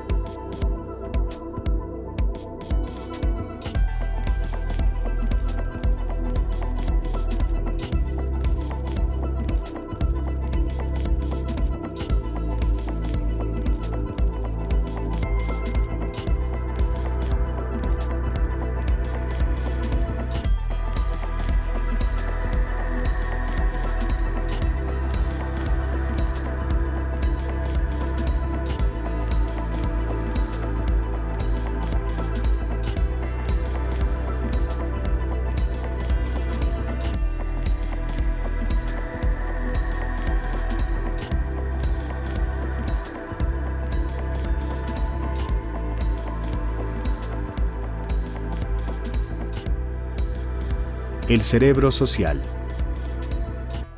Mindsight es el término que utiliza el Dr. Daniel Siegel, director del Instituto Mindsight de la UCLA, para referirse a la capacidad de autocontemplación que tiene la mente. Su notable trabajo defiende con solidez que los circuitos cerebrales que utilizamos para el autodominio y el autoconocimiento son en gran medida los mismos que activamos para conocer a otra persona. En otras palabras, en cierto sentido, la conciencia que tenemos de la realidad interior de otra persona y la que tenemos de la nuestra son sendos ejemplos de empatía. Siegel, que es buen amigo mío y todo un pionero, ha fundado un nuevo campo, la neurobiología interpersonal, que no ha cobrado forma hasta hace pocos años, cuando la ciencia ha ido descubriendo el cerebro social.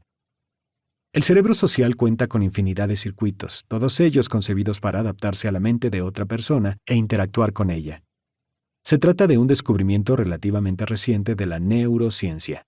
ya que desde sus orígenes las investigaciones cerebrales se habían centrado únicamente en un solo cerebro de un solo cuerpo de una sola persona. Sin embargo, hace entre 5 y 10 años, empezaron a estudiar dos cerebros de dos cuerpos de dos personas mientras interactuaban, y eso ha dado paso a todo un abanico de descubrimientos. Un hallazgo clave ha sido el de las neuronas espejo, que funcionan como una especie de Wi-Fi neuronal para conectar con otro cerebro. Se cuentan varias historias sobre su descubrimiento. Mi preferida tiene que ver con un laboratorio italiano en el que se hacía un mapeo del córtex motor, aparte del cerebro que mueve el cuerpo, de un mono. Medía neuronas individuales de una en una, observando células que solo tenían una función y nunca se activaban cuando el animal hacía otra actividad. Un buen día, mientras estudiaban una neurona que solo operaba cuando el simio levantaba un brazo, se sorprendieron al detectar en ella actividad sin que el animal se hubiera movido. Entonces se dieron cuenta de lo que sucedía. Hacía calor y un ayudante del laboratorio había salido a buscar un helado y estaba comiéndoselo delante de la jaula. Pues bien, cada vez que levantaba el brazo para darle un lametón, se activaba la neurona del mono con esa misma función. Ahora sabemos que el cerebro humano está salpicado de neuronas espejo que reflejan en nosotros exactamente lo que vemos en los demás, sus emociones, sus movimientos e incluso sus intenciones. Ese descubrimiento puede explicar por qué se contagian las emociones.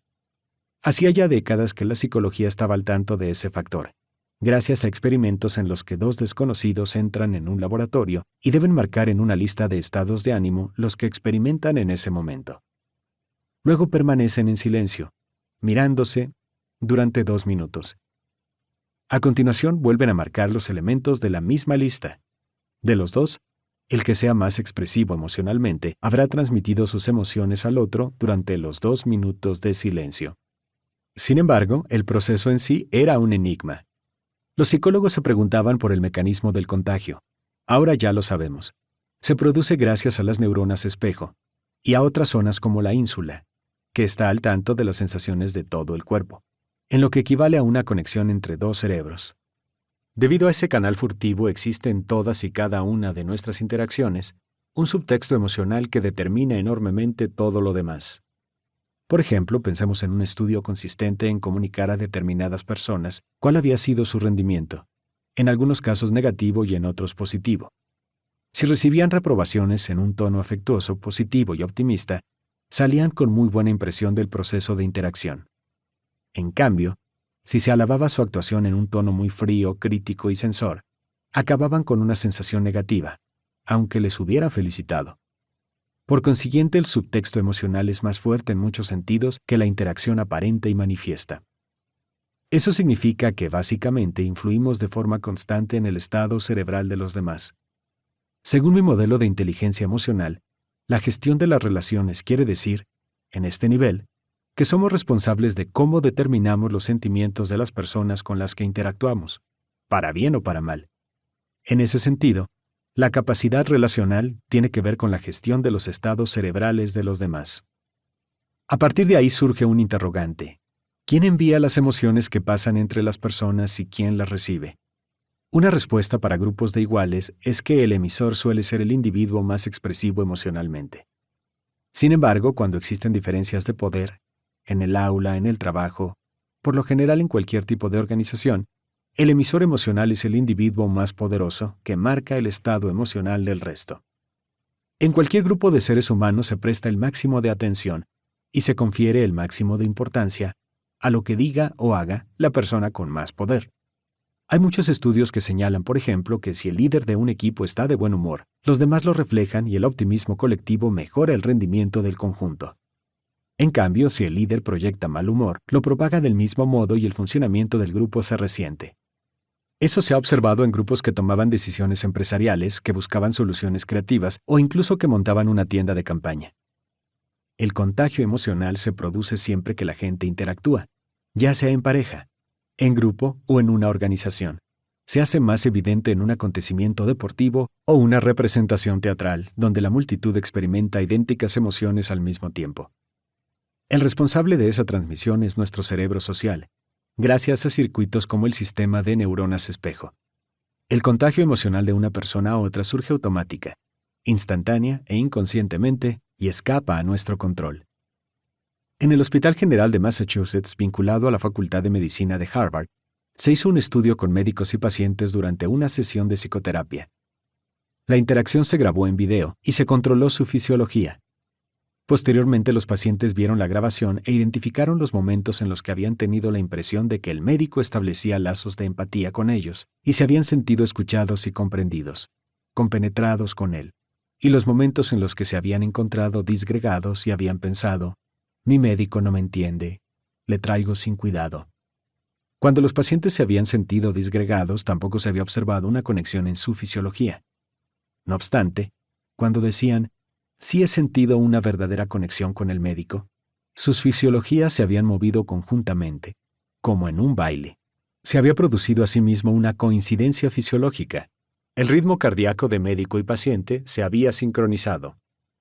Ese estudio refleja la fisiología de la compenetración o rapport, un estado que se caracteriza por 3 ingredientes. El primero es la atención absoluta. Las dos personas tienen que estar completamente pendientes la una de la otra y dejar a un lado las distracciones. El segundo es la sincronía no verbal.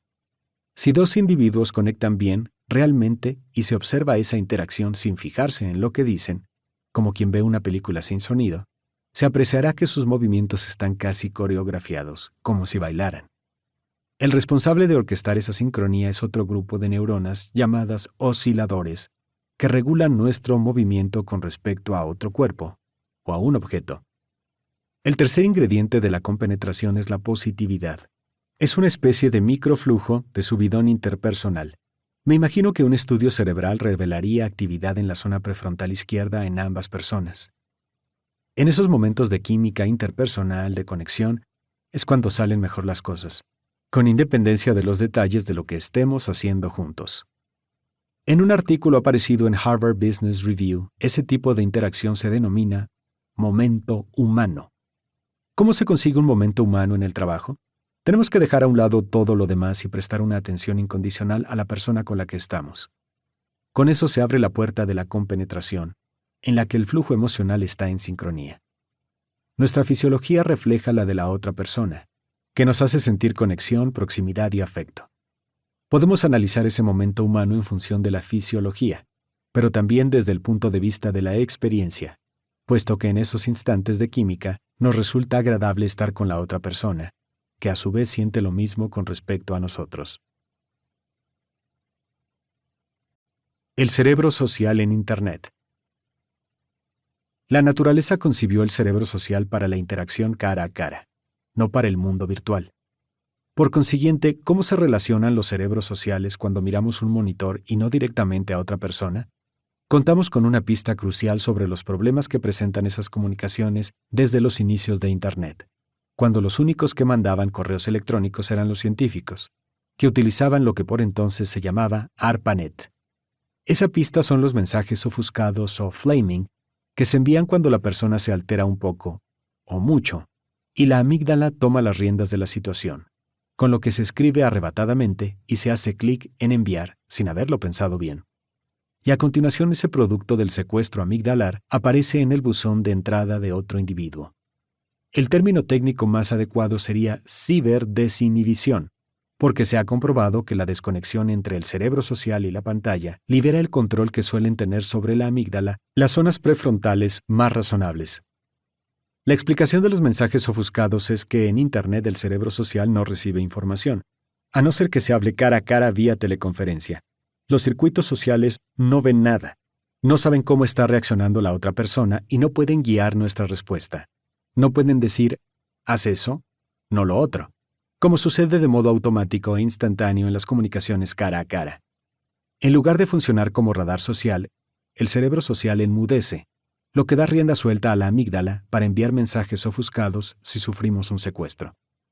Incluso en una llamada telefónica, esos circuitos reciben por el tono de voz gran cantidad de impulsos emocionales que permiten comprender los matices de lo que se dice. El correo electrónico, por el contrario, no ofrece toda esa información. Hace poco conversé con un consultor europeo cuyos servicios habían solicitado 2 empresas de tecnología que tenían una alianza laboral para colaborar en la creación de una nueva línea de productos. Cada uno contaba con un equipo de ingenieros, que estaban en distintos edificios de distintos barrios de la misma ciudad. No se reunían, solo se comunicaban por correo electrónico, y la situación había degenerado en una guerra de mensajes ofuscados. El proyecto estaba atascado. ¿Y qué hizo el consultor? Congregó a los dos grupos en un tercer lugar durante 2 días, sencillamente para que se conocieran todos en persona. Un motivo por el que esa conexión personal resulta tan importante en el caso de la comunicación virtual es la interfaz cerebro-social-pantalla. Cuando nos sentamos ante el teclado, escribimos un mensaje que consideramos positivo y hacemos clic en enviar. Lo que no comprendemos neurológicamente es que nadie recibe nuestros impulsos no verbales: expresión facial, tono de voz, gesticulación, etc. El correo electrónico tiende a la negatividad. Cuando el que lo manda cree que ha escrito algo positivo, el que lo recibe acostumbra a considerarlo neutro. Cuando al primero le parece neutro, el segundo suele verlo un tanto negativo. La gran excepción aparece cuando los dos se conocen bien. Ese vínculo salva la tendencia a la negatividad. Clay Shirky, que estudia las redes sociales y la web en la Universidad de Nueva York, me mencionaba un ejemplo relacionado con un equipo internacional de seguridad bancaria que tenía que trabajar las 24 horas del día. Me decía que para poder funcionar bien, era imprescindible que utilizaran lo que él llamaba un modelo de Banniano, por recordar las características de este árbol, según el cual los principales componentes de los distintos grupos debían reunirse y verse cara a cara, de modo que al ponerse en contacto entre sí cuando se produjera una crisis, supieran evaluar con claridad los mensajes enviados por los demás. Si en el grupo receptor alguien conoce bien a quien manda el mensaje, o tiene un contacto al que pueda preguntar por él, será más fácil evaluar la reacción adecuada. Por descontado, una enorme ventaja de la web es lo que podríamos denominar el cerebro 2.0. Como señala Shirky, las redes sociales tienen un potencial inmenso para multiplicar nuestro capital intelectual.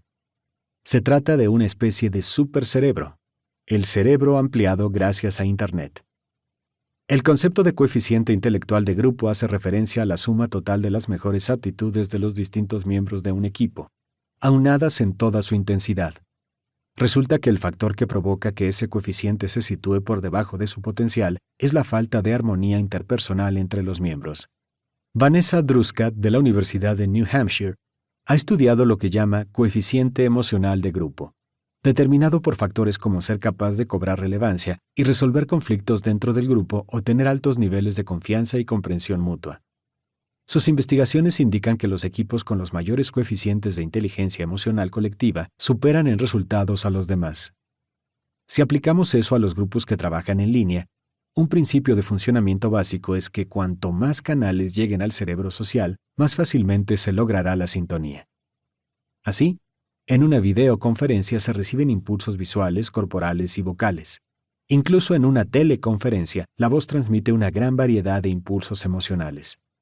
Si de todos modos se colabora únicamente por vía escrita, siempre es mejor conocer bien a la otra persona o al menos tener una impresión de cómo es, para contar con contexto al leer sus mensajes y superar la tendencia a la negatividad. Y lo más recomendable es salir del despacho y verse para hablar cara a cara. Las variedades de la empatía.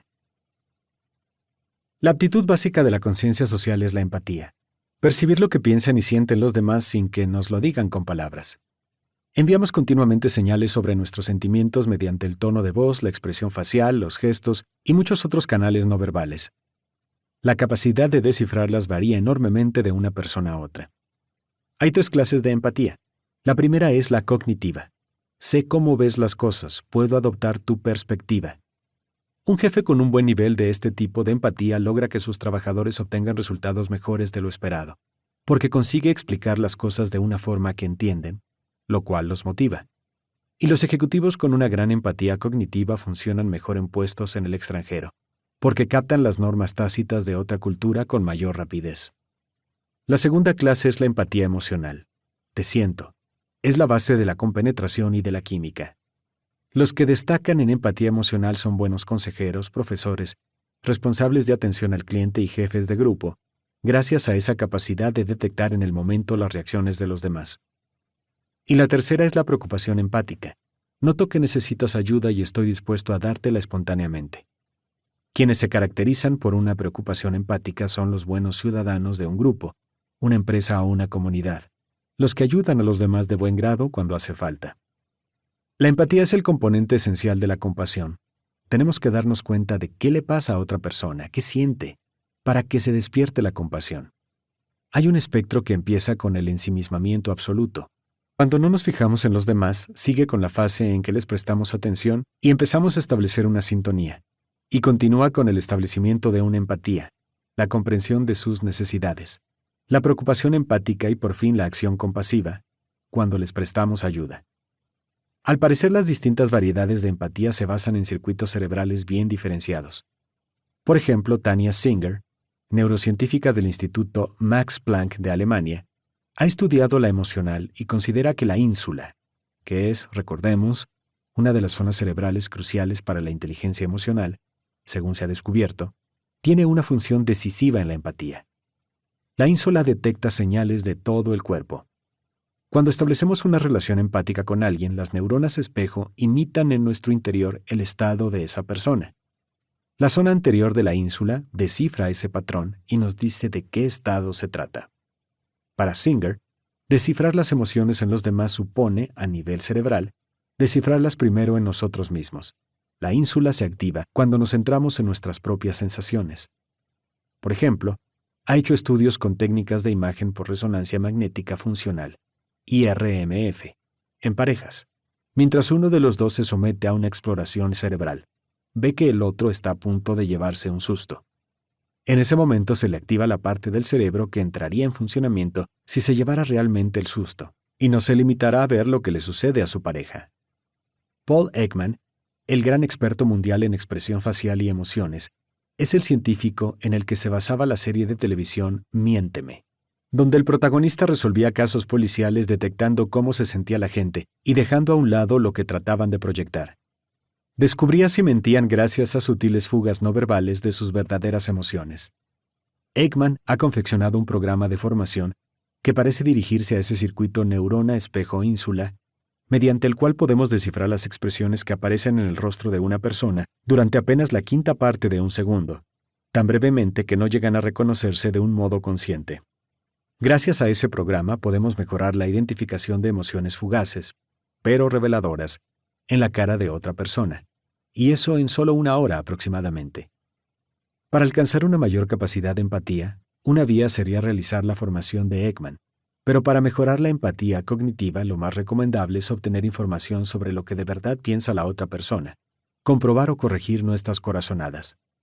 Otro método para reforzar la empatía consiste en ver un video o una película sin sonido y adivinar las emociones que se reflejan en la pantalla, y luego contrastar esas suposiciones con la realidad.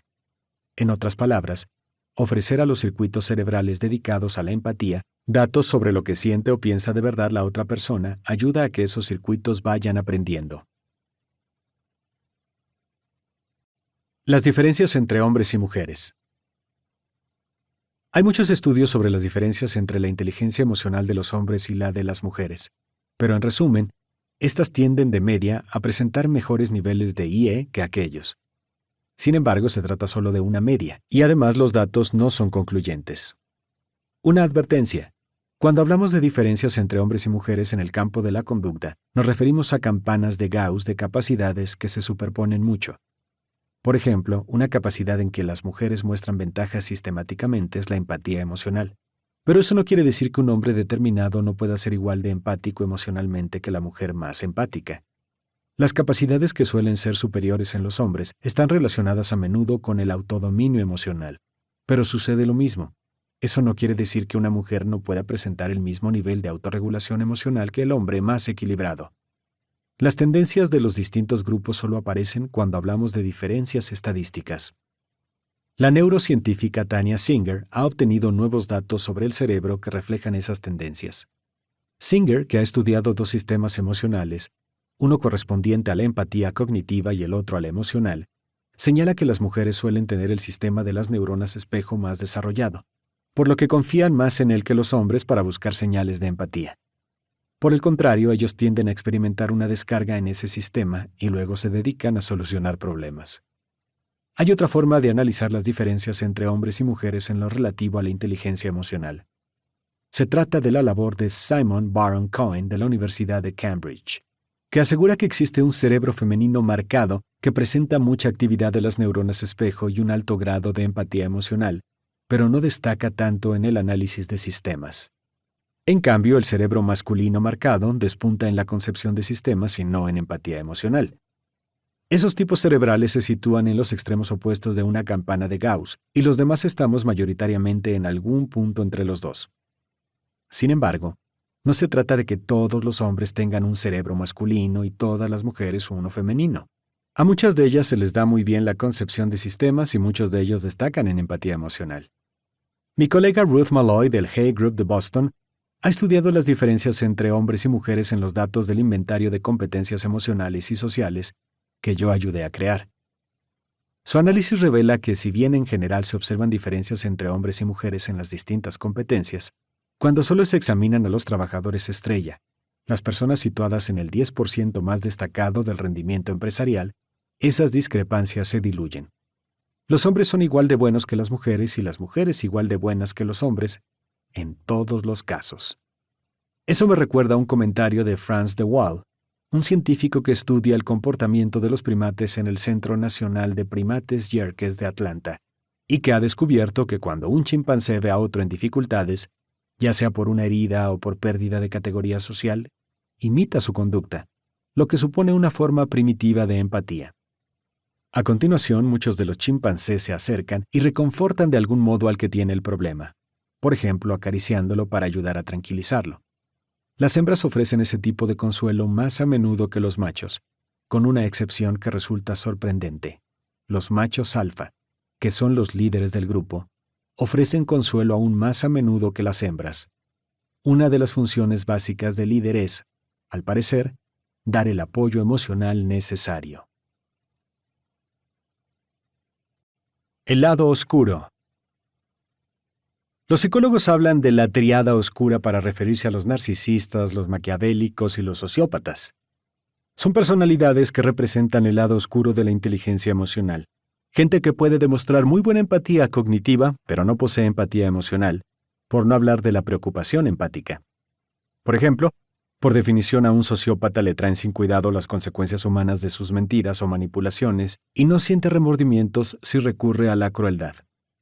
Sus sentimientos de cualquier tipo son muy superficiales. Las técnicas de neuroimagen revelan una reducción de las zonas que conectan los centros emocionales con el córtex prefrontal. Sus déficits concretos arrojan luz sobre muchos aspectos de las capacidades de la inteligencia emocional. El cerebro del sociópata. Los sociópatas presentan déficits en varias zonas básicas para la inteligencia emocional: la circunvolución del cíngulo anterior, el córtex orbitofrontal, la amígdala y la ínsula, así como la conectividad de esas regiones con otras partes del cerebro. Aunque se conoce a los sociópatas más graves por sus crímenes a sangre fría, los casos subclínicos son identificables en el día a día empresarial. Uno es el típico jefe intimidador que hace la pelota a los que tiene por encima. Maltrata a los que tiene por debajo y en general se comporta como un tirano. Otro es el desfalcador, un sinvergüenza descarado. Pensemos en Bernie Madoff. Y el tercero más leve es el gorrón, personificado por Wall-E en la tira cómica Dilbert, el sujeto que siempre lleva una taza de café en la mano y nunca da un palo al agua. El desarrollo de la inteligencia emocional. Para terminar, me gustaría dar un repaso a la aplicación de todo lo expuesto anteriormente en el coaching y en la mejora de las capacidades de la inteligencia emocional. Puede que haya oído que nacemos con una inmensa cantidad de neuronas que después vamos perdiendo sin parar hasta que morimos. Pues bien, con respecto a eso hay una buena noticia. Se trata de neuromitología. Ahora se cree que existe un proceso llamado neurogénesis, mediante el cual el cerebro genera a diario 10.000 células madre que se dividen en dos.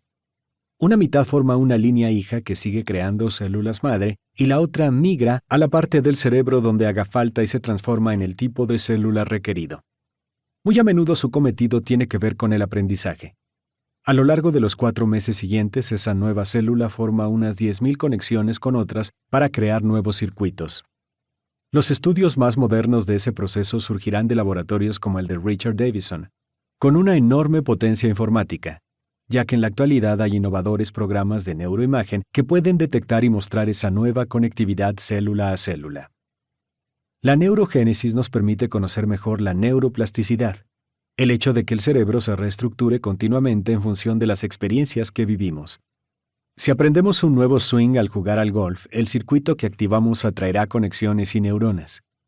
Si modificamos una conducta, por ejemplo, si tratamos de prestar más atención a los demás, habrá un circuito que crecerá para adaptarse.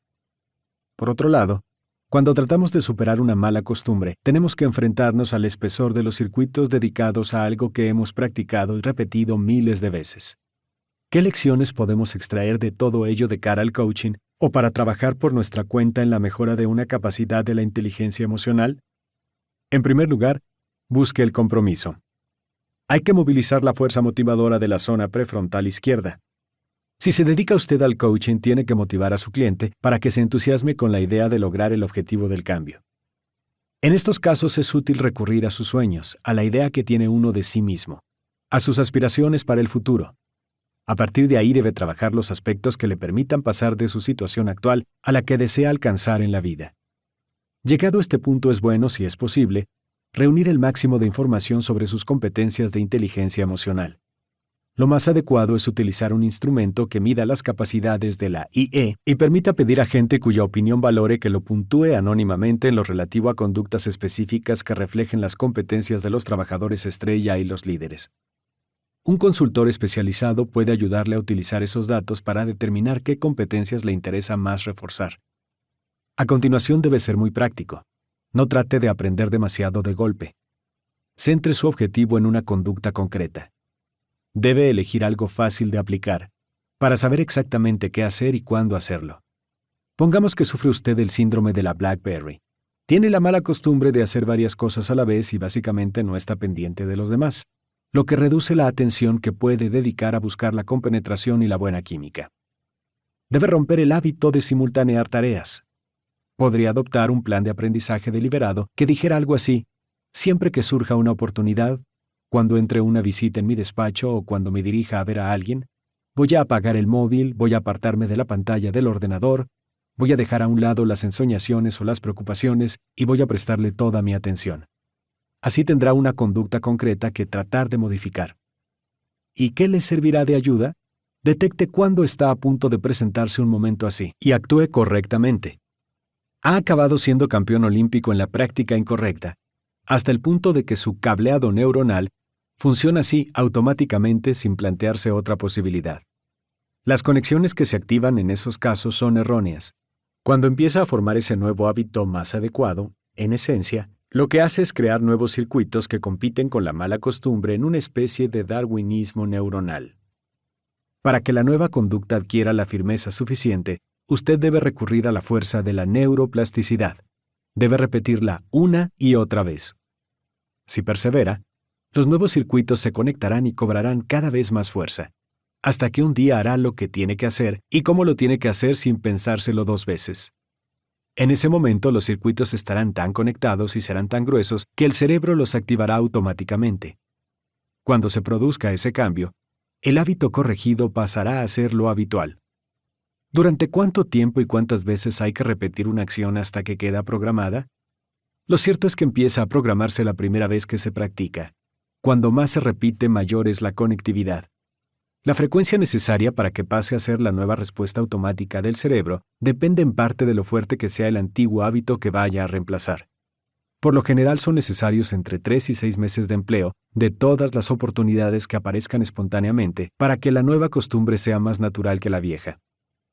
También existe la posibilidad de practicar siempre que se disponga de un poco de tiempo libre, gracias al ensayo mental, que pone en funcionamiento los mismos circuitos neuronales que la actividad real.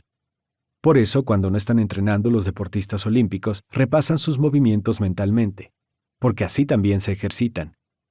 Con ese método se mejora la capacidad de rendimiento cuando llega el momento de actuar de verdad. Richard Boyatzis lo utiliza desde hace años con sus alumnos de Administración de Empresas de la Escuela de Gestión Weatherhead de la Universidad Case Western Reserve, a los que después ha seguido en su trayectoria laboral durante periodos de hasta 7 años, para constatar que los compañeros de trabajo de sus antiguos alumnos seguían considerando que tenían un buen nivel en las competencias que habían mejorado en su clase. El aprendizaje socioemocional. Una empresa internacional descubrió, al estudiar a sus trabajadores estrella, que las competencias de la inteligencia emocional que hacían que esos ejecutivos fueran excepcionales habían empezado a manifestarse a muy temprana edad. Por ejemplo, una jefa de equipo que destacaba sobre los demás había comenzado a practicar ese tipo de capacidades cuando aún no había empezado la secundaria. Su familia se mudó a otra ciudad y ella decidió apuntarse a algún deporte para hacer amigos. Eligió el hockey sobre hierba. Resultó que no se le daba especialmente bien, pero tenía mucha facilidad para enseñar a jugar a los recién llegados. Así que la pusieron de ayudante del entrenador. En cuanto acabó la universidad, encontró trabajo de representante farmacéutica. Nadie le enseñó a presentarse a puerta fría en la consulta de un médico, pero en cuanto le cogió el tranquillo, empezó a instruir a los que llegaban a la empresa. Y lo hacía tan bien que la dirección decidió hacer un video con ella que pasó a utilizarse con todos los nuevos comerciales. Así pues, las capacidades de inteligencia emocional se presentan cuando somos pequeños y van desarrollándose de forma natural a lo largo del aprendizaje vital. Si nos hace falta mejorar alguna, podemos hacerlo en cualquier momento. Sin embargo, ¿no sería buena idea ayudar a todos los niños a empezar a aprender pronto? Por eso defiendo el movimiento que ha dado en llamarse aprendizaje socioemocional, SEL, según sus siglas en inglés, que se concreta en programas escolares que recogen todo el abanico de capacidades de inteligencia emocional. Los mejores van de la guardería a la educación secundaria e ilustran esas capacidades en las distintas edades de un modo adaptado al desarrollo del alumno. Todas las competencias de la IE se desarrollan con el aprendizaje vital a partir de la infancia, pero el SEL ofrece a todos los niños igualdad de oportunidades para dominarlas. Por eso, mientras escribía La inteligencia emocional, fui también cofundador en la Universidad de Yale de la Colaboración para el Aprendizaje Académico, Social y Emocional, CASEL por sus siglas en inglés, que posteriormente se trasladó a la Universidad de Illinois en Chicago. El cerebro es el último órgano del cuerpo en alcanzar la madurez anatómica. Si observamos los cambios producidos anualmente en la forma de pensar, comportarse y reaccionar de un niño, las fases del desarrollo infantil, en realidad estamos ante su proceso de desarrollo cerebral. Por ejemplo, si hablamos de creatividad, los niños son fabulosamente abiertos e imaginativos, en especial los más pequeños, pero hay dos fases del crecimiento cerebral en las que eso deja de ser así. La primera es lo que se conoce como el cambio de los 5 a los 7 años, cuando los circuitos emocionales reciben un mayor control prefrontal. A partir de entonces tienen mayor capacidad para controlar los impulsos y coordinar los esfuerzos imaginativos, así como para portarse mejor. El segundo momento clave es la pubertad, cuando el cerebro del niño sufre un esculpido radical y se pierden neuronas que no se utilizaban mucho. Con eso pueden perder en parte la capacidad de mostrar una imaginación desenfrenada. De hecho, nacemos con muchas más neuronas de las que utilizamos a lo largo de la vida, y el principio que se aplica es el de la desaparición de las que no se aprovechan.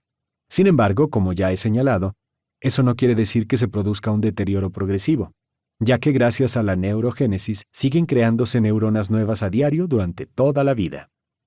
Los programas de aprendizaje socioemocional están pensados para ofrecer a los niños las lecciones que necesitan a medida que crece el cerebro.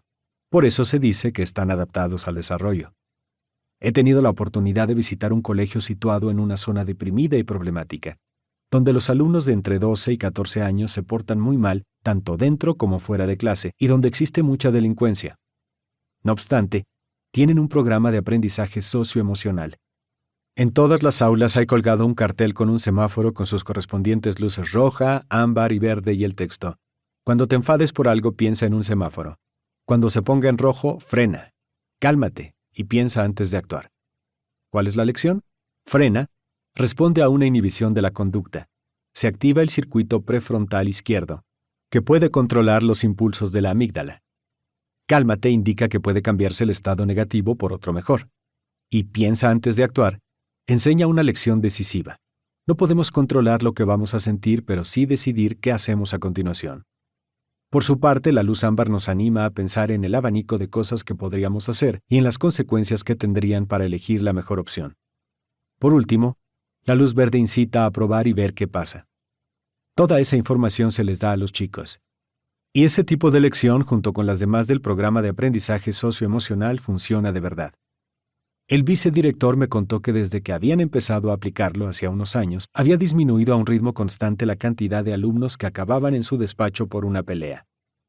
Un estudio de Roger Weisberg, el psicólogo que dirige la CASEL, comparó más de 200 programas de aprendizaje socioemocional con otros colegios que carecían de ellos. En total, los centros tenían 270,000 alumnos. Descubrió que de media los programas de este tipo reducen la conducta antisocial, por ejemplo, mal comportamiento en clase, peleas o consumo de drogas, aproximadamente en un 10%. Y también aumentan la prosocial, interés por los estudios, asistencia, atención en clase, etc., aproximadamente en otro 10%. Asimismo, las mejoras más apreciables se producen en los colegios que más lo necesitan. Sin embargo, la gran sorpresa al analizar los beneficios del aprendizaje socioemocional es esta. Los resultados académicos mejoran un 11%. ¿Cómo puede ser? Sospecho que tiene que ver en gran medida con el hecho de que la activación del eje hipotalámico hipofisario suprarrenal interfiere en la eficiencia cognitiva y el aprendizaje. Si un chico está centrado en las preocupaciones, la ira, la angustia, la ansiedad o cualquier otro efecto que tenga en él el estrés, presentará una menor capacidad de atención ante lo que diga el profesor. En cambio, si logra controlar esos contratiempos emocionales, aumentará la memoria funcional, es decir, la capacidad de atención para almacenar información. El aprendizaje socioemocional enseña a gestionar esos sentimientos perjudiciales, no solo mediante lecciones como la del semáforo, sino descubriendo cómo llevarse mejor con los compañeros, que son uno de los principales causantes de esos sentimientos alborotados. Y eso conduce a aprender mejor. Por descontado, un adulto puede aplicar el mismo conjunto de capacidades en su entorno laboral para obtener un mejor rendimiento. Nunca es tarde para seguir mejorando nuestra competencia en el campo de la inteligencia emocional.